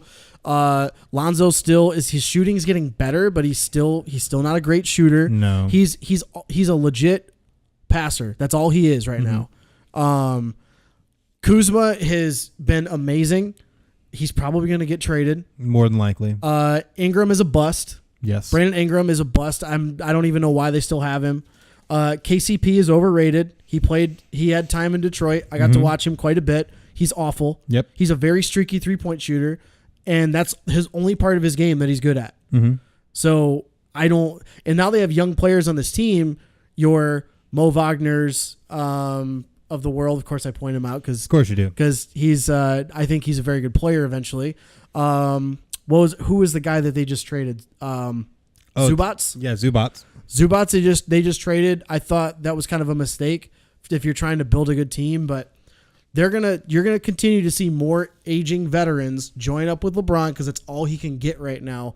Free agency this year is a complete wash for LeBron. He's already given up. You've seen in the last few games, even against the Suns, he stopped playing defense.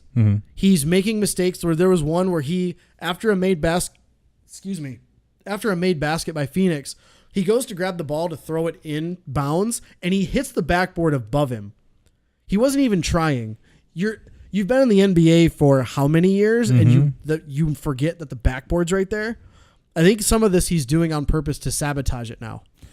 He's trying to show, I think what he's trying to do, and this is, again, completely from just me observing, I think because he didn't get any of the players he wanted, because he's been calling out his teammates, he's starting to become so petty that he's going to show Magic, get these guys the hell off my roster and give me guys that are going to win me a championship right now. Well, the thing I worry about with that, and is going to be the growing concern I feel as we get closer to the end of the season, is that approach going to be something that players are going to worry about as potential free agents or signees to the Lakers? Is that something not they're going to look stars, at? not stars. Well, obviously not stars. You know, people that are trying to find a way to play or trying to find any kind of court time, and obviously if you can do it next to LeBron, why not? But I'm talking about players that could really make a difference on this team, people that could actually become complements for the Lakers. Are they going to be scared away because of how LeBron is trying to run shop? Irrelevant, because they're not going to sign with the Lakers anyway.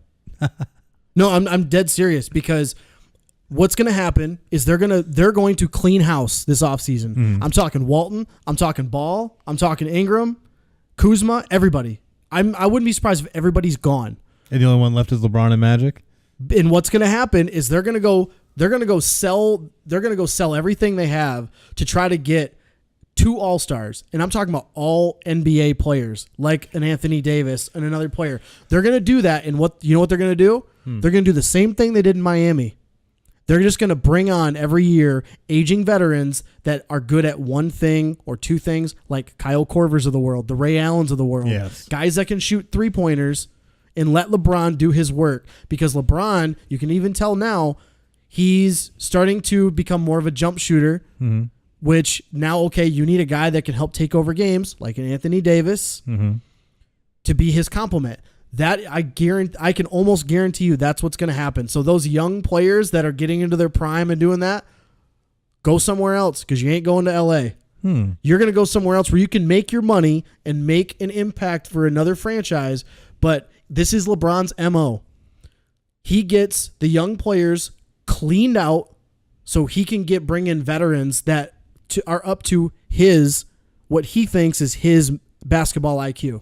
You know, for once, I might actually have to agree with you on this episode. You can, because I'm right. Because I've seen it. I've been watching him his whole career from having seen him destroy Detroit so many times and watching the fiasco of him leaving Cleveland twice. Oh, yes. And this whole fiasco, like, that's what LeBron's MO is. And it's not, I can't necessarily blame him because he wants to be great.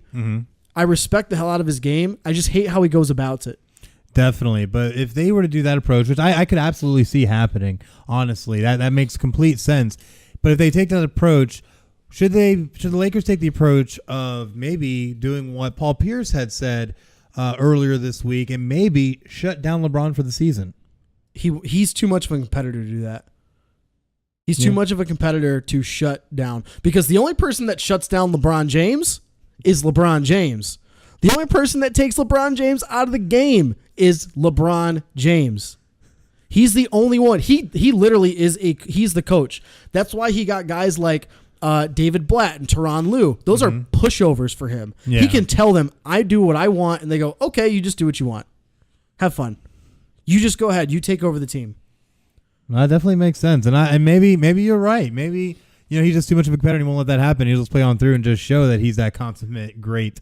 That he's still going to put up his numbers, but you're going to start seeing more and more throughout the end of the season.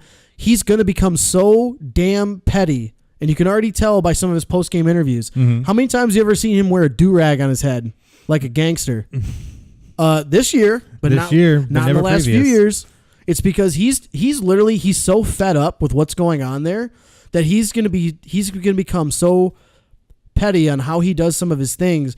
He's basically showing by example to Magic, get these guys the hell off my roster and give me some guys that can win right now. And you know what? That might just be the approach. And I don't see them winning too much more this season, but there are plenty of teams that are making noise in the NBA standings. It's getting to be a good playoff race. It definitely is that we need to take a look at. We only currently have one team that has locked off a playoff spot, and that is the Milwaukee Bucks. Toronto's going to be closely behind him. Toronto is very, very close behind, and I expect them to lock it up here in the next few days. Next few days, yeah, for sure. Definitely. But you start looking down the Eastern Conference, and there's a lot of strong teams, and I even got to look at a number 8. I have to ring the bell. We're going to start with the 8th seed, and that's going to be the Orlando Magic right now at 30-34, which 30 wins is 5 more already than last season, 6 more than the season before. Woo. So, I like to see some positive movement. And then you know what's going to happen, though? We know what's going to happen. They're going to turn around and they're going to unload everybody. And we're just going to get rid of everybody. Watch. Well, Orlando's getting better. I like how they went and got Steve Clifford. He's a very good coach. He's working with a roster that is still improving. They got a lot of young players.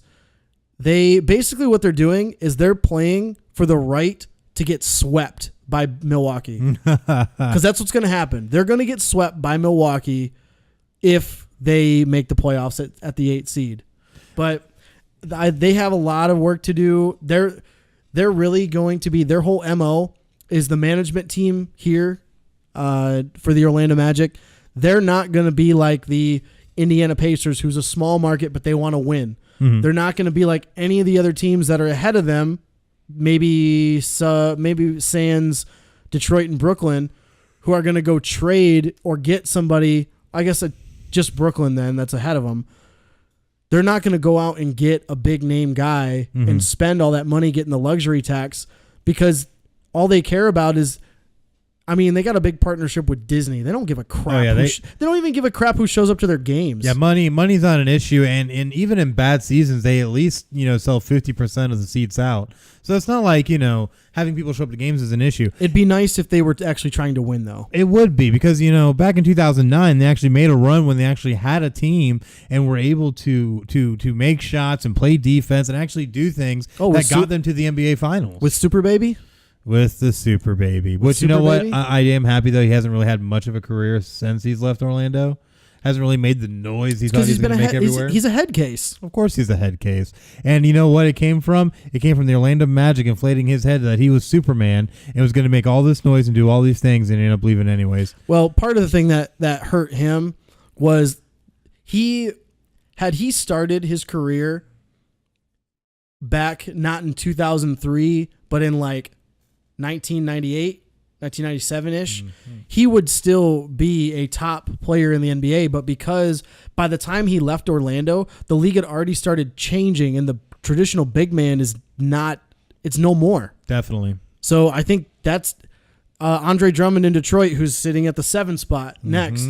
That's another situation where the game is passing him by, even though he leads the league in rebounds and he's up in there. He's up at the top of the league in shot blocks and everything again this year. He's getting paid way too much money for a position that no longer technically exists. Very true. And like you said, big men are on the way out. It's just not something that's as widely used anymore because they're not as effective. Well, it depends. You got to have a big man that's like an Anthony Davis or a Porzingis. Right. They can stretch the floor, shoot the three, run a pick and roll, pick and pop. But that's the thing is that they're multifaceted. It's not like a traditional big man where he pretty much blocked up space and was able to knock anything down and then go to the other end of the floor and throw down a dunk here and there in the middle, right in the paint. Yeah, that position is long gone.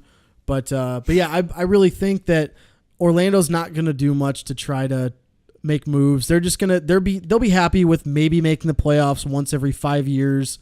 They'll be okay with that. You know what's funny is that I was actually reading something where the Orlando Magic had a plan by 2032 to win another one championship, and I think that's pretty ridiculous. 2032? Yes, I never knew anybody who came up with a 13-year plan to win only one championship, but no matter what kind of plan they have, it doesn't seem to have been working, at least over the past 10 years. Well, Bryce Harper's got a 13-year plan to win 0 championships in baseball. And we'll get to that a little bit later. But the big thing I see as we move up the standings is, like you said, Orlando and Detroit, they're right there on the bubble. Detroit, I think if they match up with Toronto, they might win one game in the playoffs. Maybe. They'll be done in 5, maybe 6 if they get lucky. If they get lucky, it might be 6. But you look one spot up at the Brooklyn Nets. Brooklyn's been sliding the last 3 games and have lost 3 straight. But they've been impressive this year. They really have, and I feel like they might be able to right this a little bit before getting to the end of the regular season to be able to squeak into the playoffs. That'll be a really interesting matchup if they match up with Indiana at 3.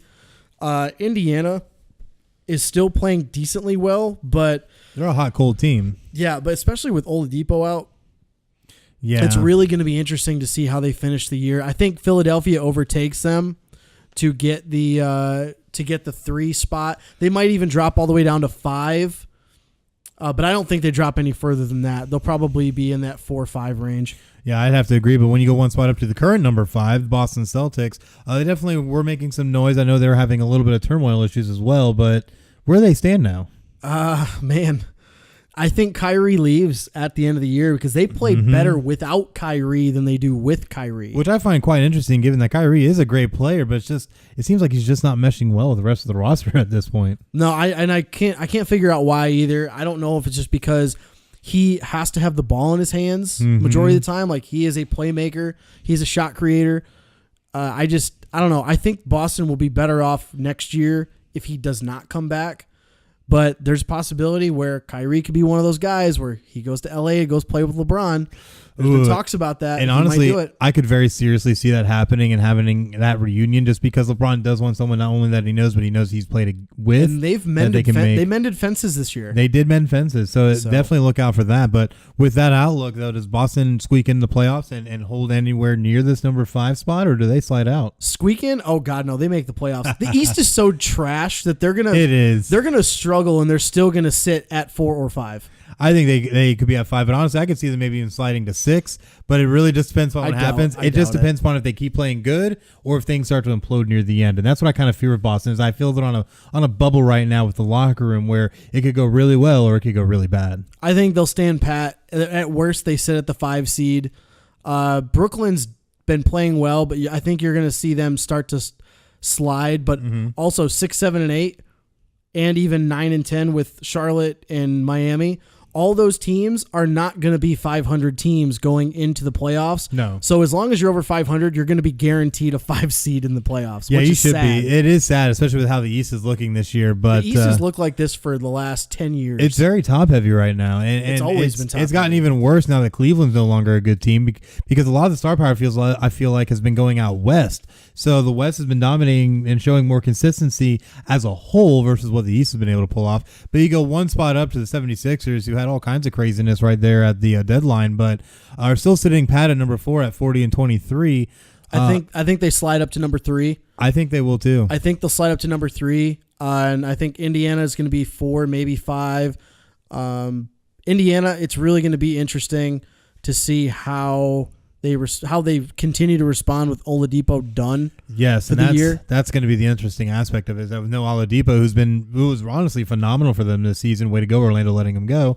But he was going to leave anyway. He was probably going to leave anyway. But he was a great contributor for Indiana. Now Indiana doesn't have that for the rest of the year. So are they even going to be able to make any kind of a push in the playoffs? No, they might, depending on what their matchup is. They could make it out of they'll make it out of the first round. If they match up with Boston, I don't think they do. But if they slide down, well, actually, if they play either Philly or Boston, I think they lose. But if they stay at 3 and they play against Brooklyn, I think they can win and make it out of the first round. I'd have to agree with that. But we slide up one spot, and this was my bold prediction to make it to the finals. The Toronto Raptors at 46-17 have won 2 straight and have won 9 of their last 10 and have looked really, really strong. I think they still are going to make a run all the way to the finals. Yeah, they'll be a fun team to watch. They had a game. They just had a game a couple nights ago that I was watching. I can't remember who they played anymore. This was probably last Saturday or something like that. But they've been playing really well. I think they are one of the 2 teams in the East that could make the finals. I think they definitely could, and they've been looking great against great competition because you even look at some of the teams they've played that are currently slated to be in playoffs. They've beaten the Sixers, they've beaten Brooklyn, they've beaten Boston. I do like the little L they have there to Orlando, but at the end of the day, though, they're able to make noise and they're able to make plays and get that ball into playmakers' hands. And they play pretty good defense. Yeah, they play great defense. Obviously, with Kawhi Leonard, the Claw, they call him the Claw. The Claw. He's been playing well. The game that I remember paying attention to was the game against San Antonio, where DeMar DeRozan was his first game back in Toronto. It was a very emotional game, very very awesome to watch. But I think Toronto is one of the 2 teams in the East that could make the finals. Most definitely. And I think, like I had stated earlier on a episode, is that they're going to make the finals. I think they're going to make it all the way through, even if they have to match up against the Bucks or whoever in the Eastern Conference Finals. They're the ones that are going to go. I'm going to love to see that matchup of Milwaukee and Toronto in the Eastern Conference Finals. Oh, yes. Giannis versus Leonard. Oh. I think it's going to be a lot of fun to watch. I think Toronto wins that series in 7 games if they do meet up, just because of the fact that I think Toronto's more balanced. Yes. Even though their record doesn't show it compared to Milwaukee right now. But they're only 2 games back, so it's not like it's too much of a difference, given the fact that they've already played 60-some-odd games. But I look at the top 8 in the Eastern Conference, and I really feel like the teams that are really going to stand out is going to be Milwaukee, Toronto, and Philadelphia. And a lot of people might knock Philadelphia because they made a lot of changes, had a lot of things going on, but I still don't feel Indiana's going to be there without Oladipo. So I think they fall off immediately. So I think it's really going to be a 3-horse race in the East. I would still throw in Boston in that mix too. You never count out Kyrie. Well, Kyrie in the playoffs, like they talk about LeBron has LeBron playoff mode activated. Mm-hmm. Kyrie shows up in the playoffs too. He's going to be huge for them in some big games. So all 4 of those teams have a chance, but I think Toronto probably makes it out of that mix.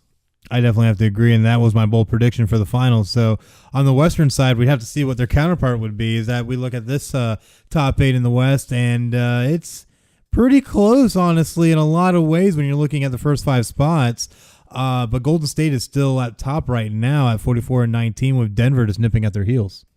Yeah, just like the last few years, 1 through 8 is only separated by a few games. I mean, take a look at San Antonio. Is 9.5 games back of first place in the West, where if you look at the East, Boston is 10.5 games back of first place from the Bucks, and they're in number 5 spot. So I mean, that is true. Shows you how evenly matched a lot of these Western Conference teams are.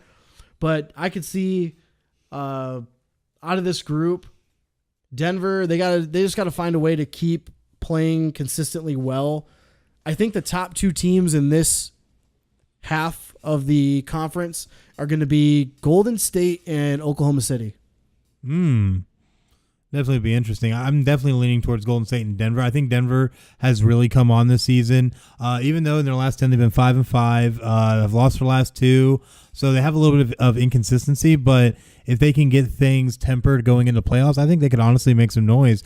But if they end up having to run into like a San Antonio Spurs or something like that, they might end up maybe having a little bit of issues. I think based on if it ended today, they would play the LA Clippers, who are sitting in the 7 seed right now.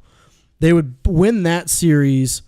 But, definitely. But then they would play either 4 or 5, which would be Oklahoma City or Houston. I don't think they beat either of those teams. I don't think they do either. So I don't think they make the Western Conference Finals.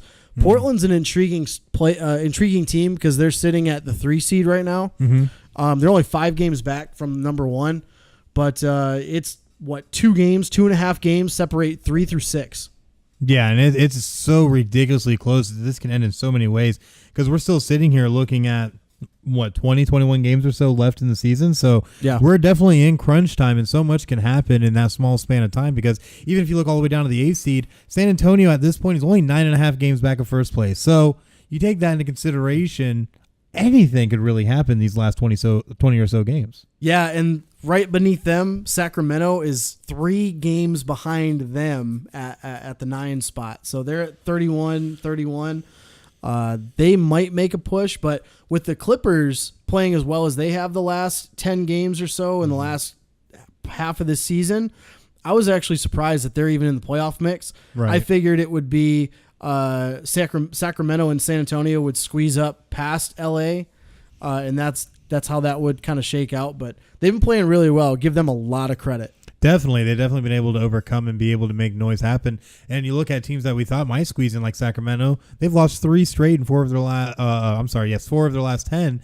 So, 6 of the last 10, if I get my numbers correct. Right. But a lot of these teams, you're looking at how they've been performing recently, and it's kind of all over the place. Houston's been able to rattle off 5 straight, even though James Harden ended up interrupting his 30-game point streak in a row. It's a bloated statistic in today's NBA. It really is, and I think it's kind of worthless. But he ended up responding after that and ended up throwing down 50-plus points.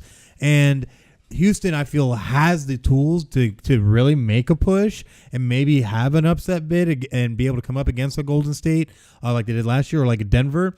But I don't know if Houston has the gas in the tank this year to really make it happen. So I'm kind of leaning towards, like you said, either an Oklahoma City, Denver, Golden State, one of those. I feel like Portland's kind of a Cinderella at this point, in my opinion. Yeah. So I feel that they will eventually kind of drop off or not even make it past the first round of playoffs. But I think it really is going to come down to either the Rockets, the Nuggets, or the Warriors. Yeah, I think it's going to be Or the Thunder. Let me throw the Thunder in there. Yeah, the Thunder can throw themselves in that mix too. They've been playing they play great defense, even though they've lost 4 straight. They're only 5-5 in the last 10, but I think they play excellent defense, and basically you just got to make sure Paul George has got to be on. He's thrown himself in the MVP race, which has been great. Great for Oklahoma City to get back up into the top half of the West again. But it'll be interesting. I think it's either going to be the Warriors, the Thunder, maybe the Rockets, but I don't see any. I think it's going to be the Warriors again in the finals. I think you honestly could be right. I think the Thunder might be the best chance to knock them off. Oklahoma City actually is number 2 points per game as a team in the West, only behind Golden State, so maybe they might be able to contend at least in scoring. But one thing I look at is that Golden State, year in and year out, when they get in the playoffs, always end up turning on. So they're just playing with people right now. Exactly. I think they got so many all-stars. They got such a talented team. They're just playing with people until the playoffs. Oh, yeah, they're 44-19. They're pretty much going to coast, I feel like, in the playoffs to a certain extent. So I feel like you're right. They are just playing with people, and they're just waiting until they get to the time where it really matters. They'll start turning it on again in the last, depending on how the standings lie in the last 10 games or so. Yeah, I'd say last 10, 12. I think that they turn it on to keep the number 1 seed, because they're basically going to coast, and they might drop here and there every couple days underneath Denver. But I think at the end of the season they'll turn it on. They'll take the number 1 seed, home court advantage. But Houston, if they can stay healthy, they had a chance to beat Golden State last year, but Chris Paul was hurt, didn't play well. James Harden flops in the playoffs again, like he has done in the past few years, unfortunately. Right. So I think the potential for Houston is they could make the Western Conference Finals, depending on who their matchups are. But I don't see them making the finals or winning it. Well, if they make the finals, they will win it. Oh, definitely. Whoever comes out of the West is going to win it this year. I have to agree with that. Again. But the thing I look at with Houston is that they are on a 5-game winning streak, which does include a win over Golden State. And as you look at the rest of their schedule, there are some interesting matchups. One of their next matchups is going to be on Tuesday against Toronto, at Toronto, which should be an interesting matchup. And then they follow that up with a home tilt against Philadelphia. And then about a week or so after that, they play Golden State again. They have to match up with San Antonio. They have to play Milwaukee on March 26th. They have to play Denver March 28th. They have back-to-back games with Sacramento, and then they have to finish up the season against Oklahoma City on the road on April 9th. So no matter what, Houston's going to have huge tests going the rest of the season, and I feel like if they could make it through that stretch and be able to show that they can hang, they might have, I think, a legitimate shot to try and dethrone the Golden State Warriors. They could, but if they match up with each other in the Western Conference Finals, again, that'll be a 7-game series. It'll be a great series. I think Golden State takes it still again. I don't see anybody beating Golden State right now, so it'll be a great end of the season for sure. I'm excited because I like playoff basketball, so it'll be a lot of fun to watch. I think it'll definitely be good. But one thing we definitely got to do though is we got to take a light break. We got to pay these light bills. So we're going to go ahead and turn over to our sponsors and some of our advertisements. So definitely make sure you stay tuned, and we'll be back in just a moment. The following support and sponsor Podcast City Network. City Limits Tap Room, sports bar in DeLand, Florida, has brew on tap, serve food, the grilled cheese is excellent. For upcoming events, check out City Limits Tap Room on Facebook.com/City Limits Tap Room. Atlantic Sounds has thousands of new and used vinyl records and CDs. If they don't have it, they can order it for you. Same location since 1982. For more updates on what's new, check out Atlantic Sounds on Facebook.com/Atlantic Sounds Vinyl. Sports Sanity Customs have worked with organizations from custom embroidering polo shirts to jerseys for your kids' baseball team. They do it all. Armed with state-of-the-art equipment and an in-house design team, they are equipped to take on your next project. Visit their website to learn more, sportsanitycustoms.com. Visit Sports Sanity Customs on Facebook.com/Sports Sanity Customs. 3Count Design offers a wide range of graphic design products, video, photography and other forms of media. Everything from t-shirt designs to websites.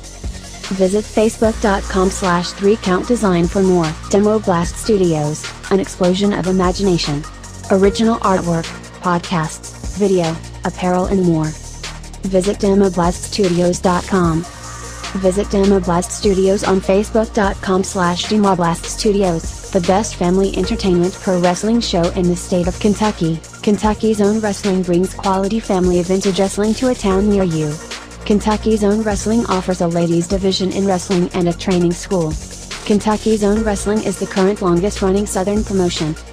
Visit Facebook.com/Somerset Kentucky's Own Wrestling. All supporters and sponsors are brought to you by Podcast City Network.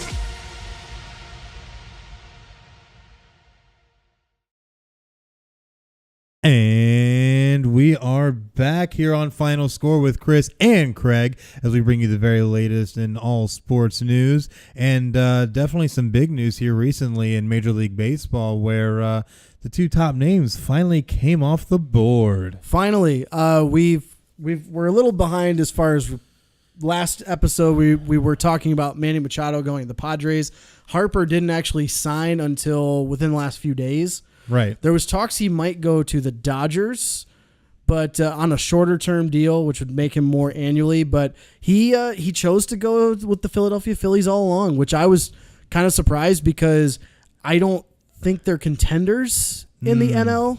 But I'm not either. And what's weird is that if we were looking a little bit earlier on some Vegas odds, was that their odds jumped to 12-1 to possibly win the World Series. So I thought it was kind of interesting, given the fact I don't feel the Phillies have a lot of pieces in place to make that kind of a run. But what Harper Bryce did, Harper. Yeah, what Harper did though is he signed the biggest contract in history for money dollar amount wise, but he's going to be making less per year than Manny Machado. And this first year, we were talking before the show, he's only going to be making, I believe, like $12 million this first year. Right. Yeah, he's only going to make about 12, and then everything else it jumps up into the mid $20 million range. Right. So I don't know if maybe that's a ploy just to try to get another name in there for a year or something for some cap relief for them. It definitely could be. Because, like we said earlier, the Phillies need pieces in place to be able to put around Harper to try and make any kind of a run. Because there's a lot more complete teams out there right now, I feel like the Yankees and the Red Sox and things of that nature. So if the Phillies really want to contend, they're going to need some type of help to be able to really put them over the top. Because a guy like Bryce Harper is definitely going to be going to be a huge integral piece, but he's not going to go out there and play every single game. So what do they do from there? They still have to go get some more help. I haven't paid too much attention to the Phillies, so I don't know what their pitching situation looks like. But it'll be interesting because they're in the same division as the Mets and the Nationals. Oh, yes. The Nationals are still good. They are also They're also favored to be contending for the NL East or even winning it. The Mets, maybe they take a step up this year, but I don't know. They're still having to pay out on crazy contracts that they made like 20 years ago. So Bobby Bonilla? Yes. And I saw a funny stat. It was on Twitter where even after Bryce Harper's contract 13-year deal is up, they're still going to be paying him. They're still going to be paying Bobby Bonilla for his contract that he signed in like 2000. Yeah, and they're going to be paying him at till 2032, I believe it is. 2032, and Harper's contract ends, I think, in 31. Yes, so they're going to be paying out the wazoo for that. I think it's not a lot though. It's really not, but it's kind of ridiculous. You would sign a deal like that to begin with. They must have really loved him. They must have. They really must have. But he was already aging when he signed that contract. He was in his late 30s already. I would say he had already been playing for a while. But the thing you look at though with Bryce Harper, getting the deal he did per overall money, yes, it was more, but he ended up being less per year versus what Manny Machado was able to pull off with the Padres, which he pulled off his 10-year, $300 million deal. So it's definitely kind of interesting, especially with how the landscape of sports contracts is looking these days, especially when you look at the NBA and the MLB with their fully guaranteed contracts. In the NFL, players are getting paid less and have less guarantees. So quite interesting. But you know what? One thing I do like, though, is that Bryce Harper's been doing a little bit of recruiting for the Philadelphia Eagles and trying to lure over Le'Veon Bell possibly to the wing side to play for the Eagles. That'd be interesting. Oh, Le'Veon Bell running in an Eagles uniform would be the most glorious thing next to us winning a Lombardi. Gross. But so yeah, Harper. It was funny. Did you see his? He did a kind of like a little press conference at the field. Yes, and he forgot what city he was in. He did. And he's like, I want to bring a title back to D.C. He's like, I want to celebrate on Broad Street. And we're like, okay, Broad Street's in Philly, but it's not D.C. What's this madness? Like, what's going on? He must have forgot. He was in Washington for a while, so, you got to forgive him. So hopefully he didn't get any type of hate mail or death threats after that because, people in Philadelphia are rabid sports fans. Yeah, we touched on this earlier. They're awful sports fans. I'll stick with rabid, but awful sports fans. But so other than that, obviously we're talking about Manny Machado signed the 10-year, $300 million deal. He's going to be the highest paid player annually ever in the MLB. But the interesting thing was the ownership there. While they were signing Machado, they also said they had enough money to sign Harper too. So that is really interesting because the Padres have not been a good franchise. They've been good in the farm league. Oh yeah, and their minor league system's been great. But do they go out and get some more players? They have to. If they say they have that kind of money, you have to. I mean, if they got money in the coffers like that, they should, because the Padres have not been anything I feel like that's been relevant for quite a long time. If you're going to go get and spend $300 million over 10 years for Manny Machado, you better go and get another piece to help back him up as well. And that's the thing, is that the Padres need pieces, I feel like, almost as badly as the Phillies do. So they need more pieces. Yeah, exactly. They probably need even more pieces. So what do you really got to make some noise if you're really going to try and contend, especially in their division. So they better make some noise. Yeah, they should. So it'll be interesting. They said they had money to go out and get Bryce Harper also. So I don't know. Maybe they try to go out and get some of the big name free agents left. Dallas Keuchel still available, the pitcher Keuchel's from available. Houston. I think he's next. He's the next guy. It'll be interesting to see where he goes. Haven't heard too much about speculating where he might go, but he definitely will be signed probably in the next couple weeks, 2 weeks or so. Definitely. So definitely make sure you keep your eyes glued on Final Score, as we'll try and bring you that update whenever it happens. And as we start getting in through spring training and into the regular season for Major League Baseball, which is really starting to get in full swing. I actually just received an update that Boston won today a little bit earlier. So I'm pretty happy right now. How many spring training games do you actually watch, though? That's a mute point, so we're going to leave it at that because we need to pay the light bill again. So definitely make sure that you stay with us as we cut the break, but we'll see you back in just a moment. The following support and sponsor Podcast City Network. City Limits Tap Room, sports bar in DeLand, Florida, has brew on tap, serve food, the grilled cheese is excellent. For upcoming events, check out City Limits Tap Room on Facebook.com/City Limits Tap Room. Atlantic Sounds has thousands of new and used vinyl records and CDs. If they don't have it, they can order it for you. Same location since 1982. For more updates on what's new, check out Atlantic Sounds on Facebook.com/Atlantic Sounds Vinyl. Sports Sanity Customs have worked with organizations from custom embroidering polo shirts to jerseys for your kids' baseball team. They do it all. Armed with state-of-the-art equipment and an in-house design team, they are equipped to take on your next project. Visit their website to learn more, sportsanitycustoms.com. Visit Sports Sanity Customs on Facebook.com/Sports Sanity Customs. 3Count Design offers a wide range of graphic design products, video, photography and other forms of media. Everything from t-shirt designs to websites.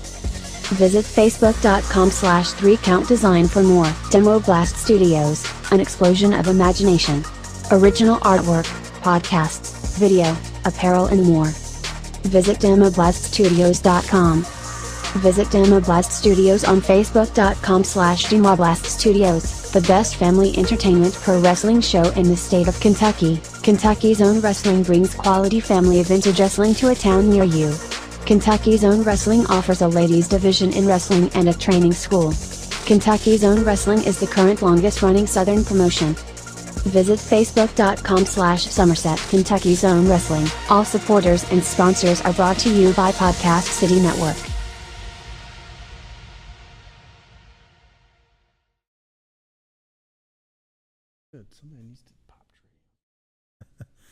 And we are back here on Final Score. This is Chris. I'm here with Craig. And we have a new little segment that we were going to try and debut last week, but Technical difficulties. because of those electronic and physical technical difficulties, we were unable to. But I think we got a good one lined up for this one. You want to give them an explanation on it? Yeah, so this new segment, it's kind of like some of our favorite segments from other radio shows and TV shows and things like that. We're going to rattle off a list of topics that we want to at least touch on. And the subject of this segment is called Give or Go. So the object is simple. We're either going to give it a few minutes of our time, or we're going to say pass on it, go, because it's not worth taking up the time of what we want to cover on the show. Yes, our airtime's expensive. Right, yeah. But we do want to at least talk about some of these subjects. But the title of the segment is called Give or Go, based on the basketball term of give and go. So with that said, you ready to get started? I'm ready to get started. All right, this is going to be fun. So the first one, Robert Kraft, he got 2 charges of soliciting prostitution in Jupiter, Florida, and pleads not guilty. Give or go? I'm going to go on this because what owner hasn't been busted with something? All I got to say is Jim Irsay. So Antonio Brown says, I take no blame in the Steelers situation, and I don't even need to play football. Give or go? Definitely a give here. Takes no blame in the Steelers situation, which is complete BS. He's brought a lot of this stuff on himself. Yes. And I love the quote of, I don't even need to play football. He went to Central Michigan University. I know that school. I've been there. I know people that have gone there. You're not going to make a lot of money going to Central Michigan University. Nope. And you'd be stuck. You'd be stuck living in that god awful part of the state. But there's come on, dude. Yeah, of course. Yes, you say that now because you already have millions of dollars that you made. Oh, playing football. Hey, funny how that works. Weird. I think this situation needs to hurry up, get done, ship him somewhere where you don't ever have to see or hear from him again. And I'm not surprised. He's been like this his whole playing career. So that is, this just got to be over for him. Next one, Penn State quarterback Todd McSorley declines to work with the defensive backs at the combine. Now note, he was recruited as a safety going into Penn State. So declines to work with the DBs at the combine. Give or go? I'm going to give on this one because I find this quite interesting that a guy with his prowess, who he was good at Penn State, but the thing is that he's undersized. He's a very undersized quarterback. So being able to foster some other options for yourself just seems like a smart deal. So why wouldn't you go out and work out with the DBs and maybe actually get drafted as another position that might make you some more money or give you some more notoriety or the most important thing, some more playing time if you're not really going to be picked up seriously as a quarterback? It's like the same type of conundrum that Tim Tebow dealt with when he was coming out, where there was franchises and Tannehill too that wanted to try and move them to different positions. With Tim Tebow, people tried to move him to be either a power back or a tight end, and he might have been really great in those positions, but he stuck to playing quarterback. But one thing I will say for Todd McSorley is great job sticking to your guns and wanting to play the position you want. Yeah, bravo on that. Bravo on that. But the next thing, we got ex-Ravens running back Allen Collins was arrested after being in a car accident and ended up having 5 ounces of marijuana found in the vehicle along with a firearm. Give or go.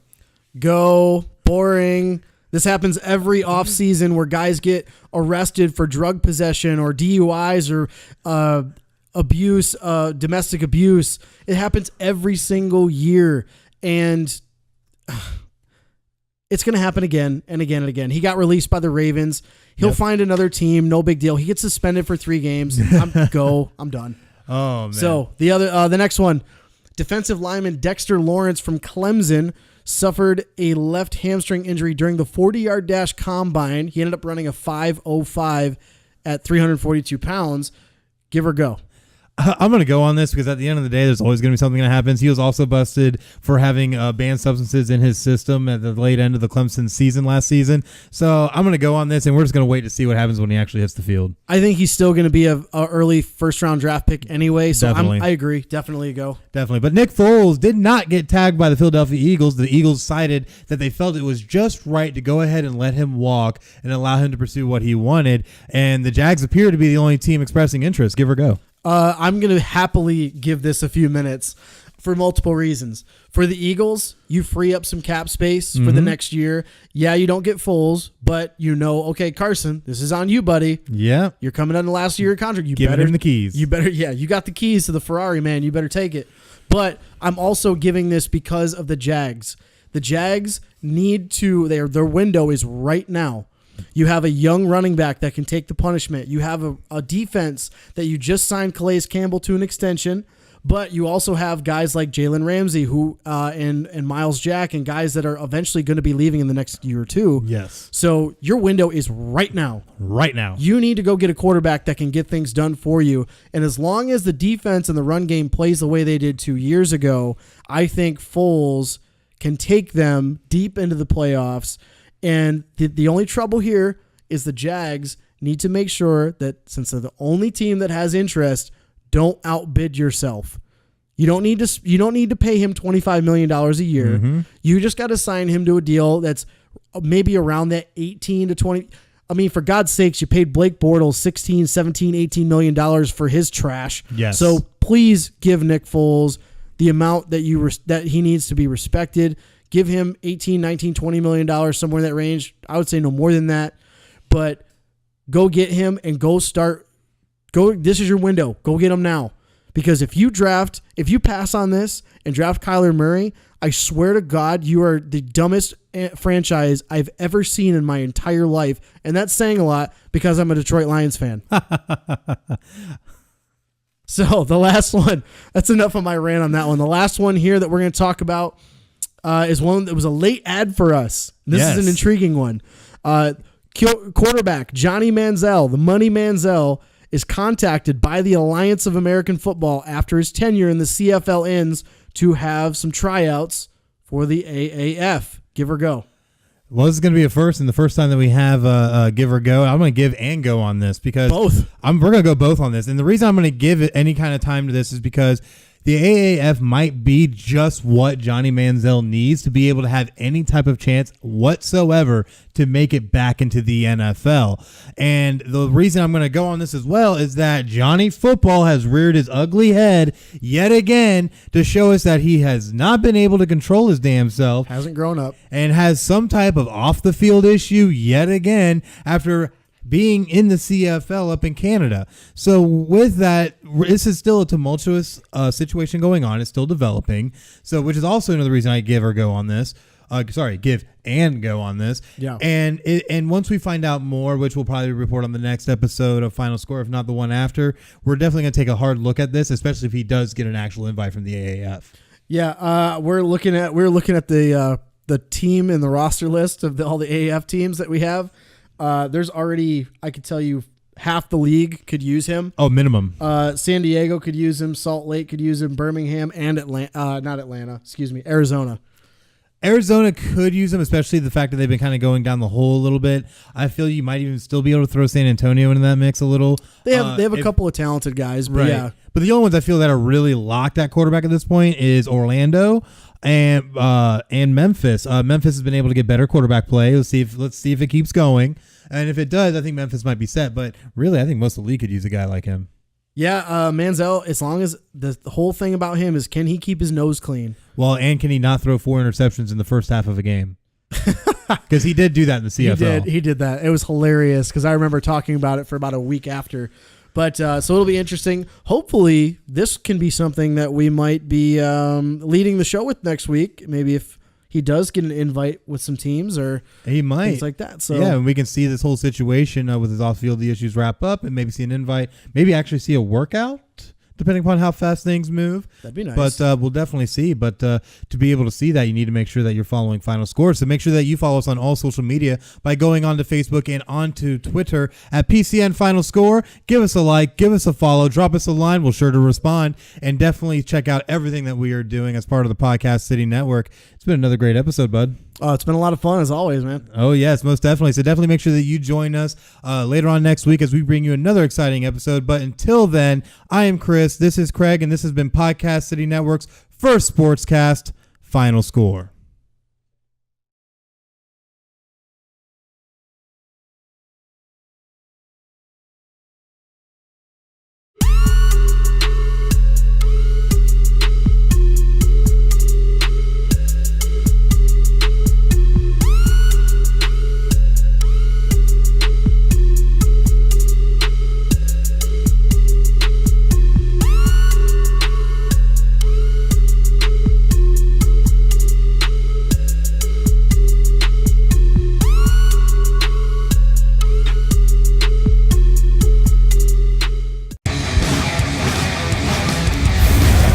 Podcast City Network.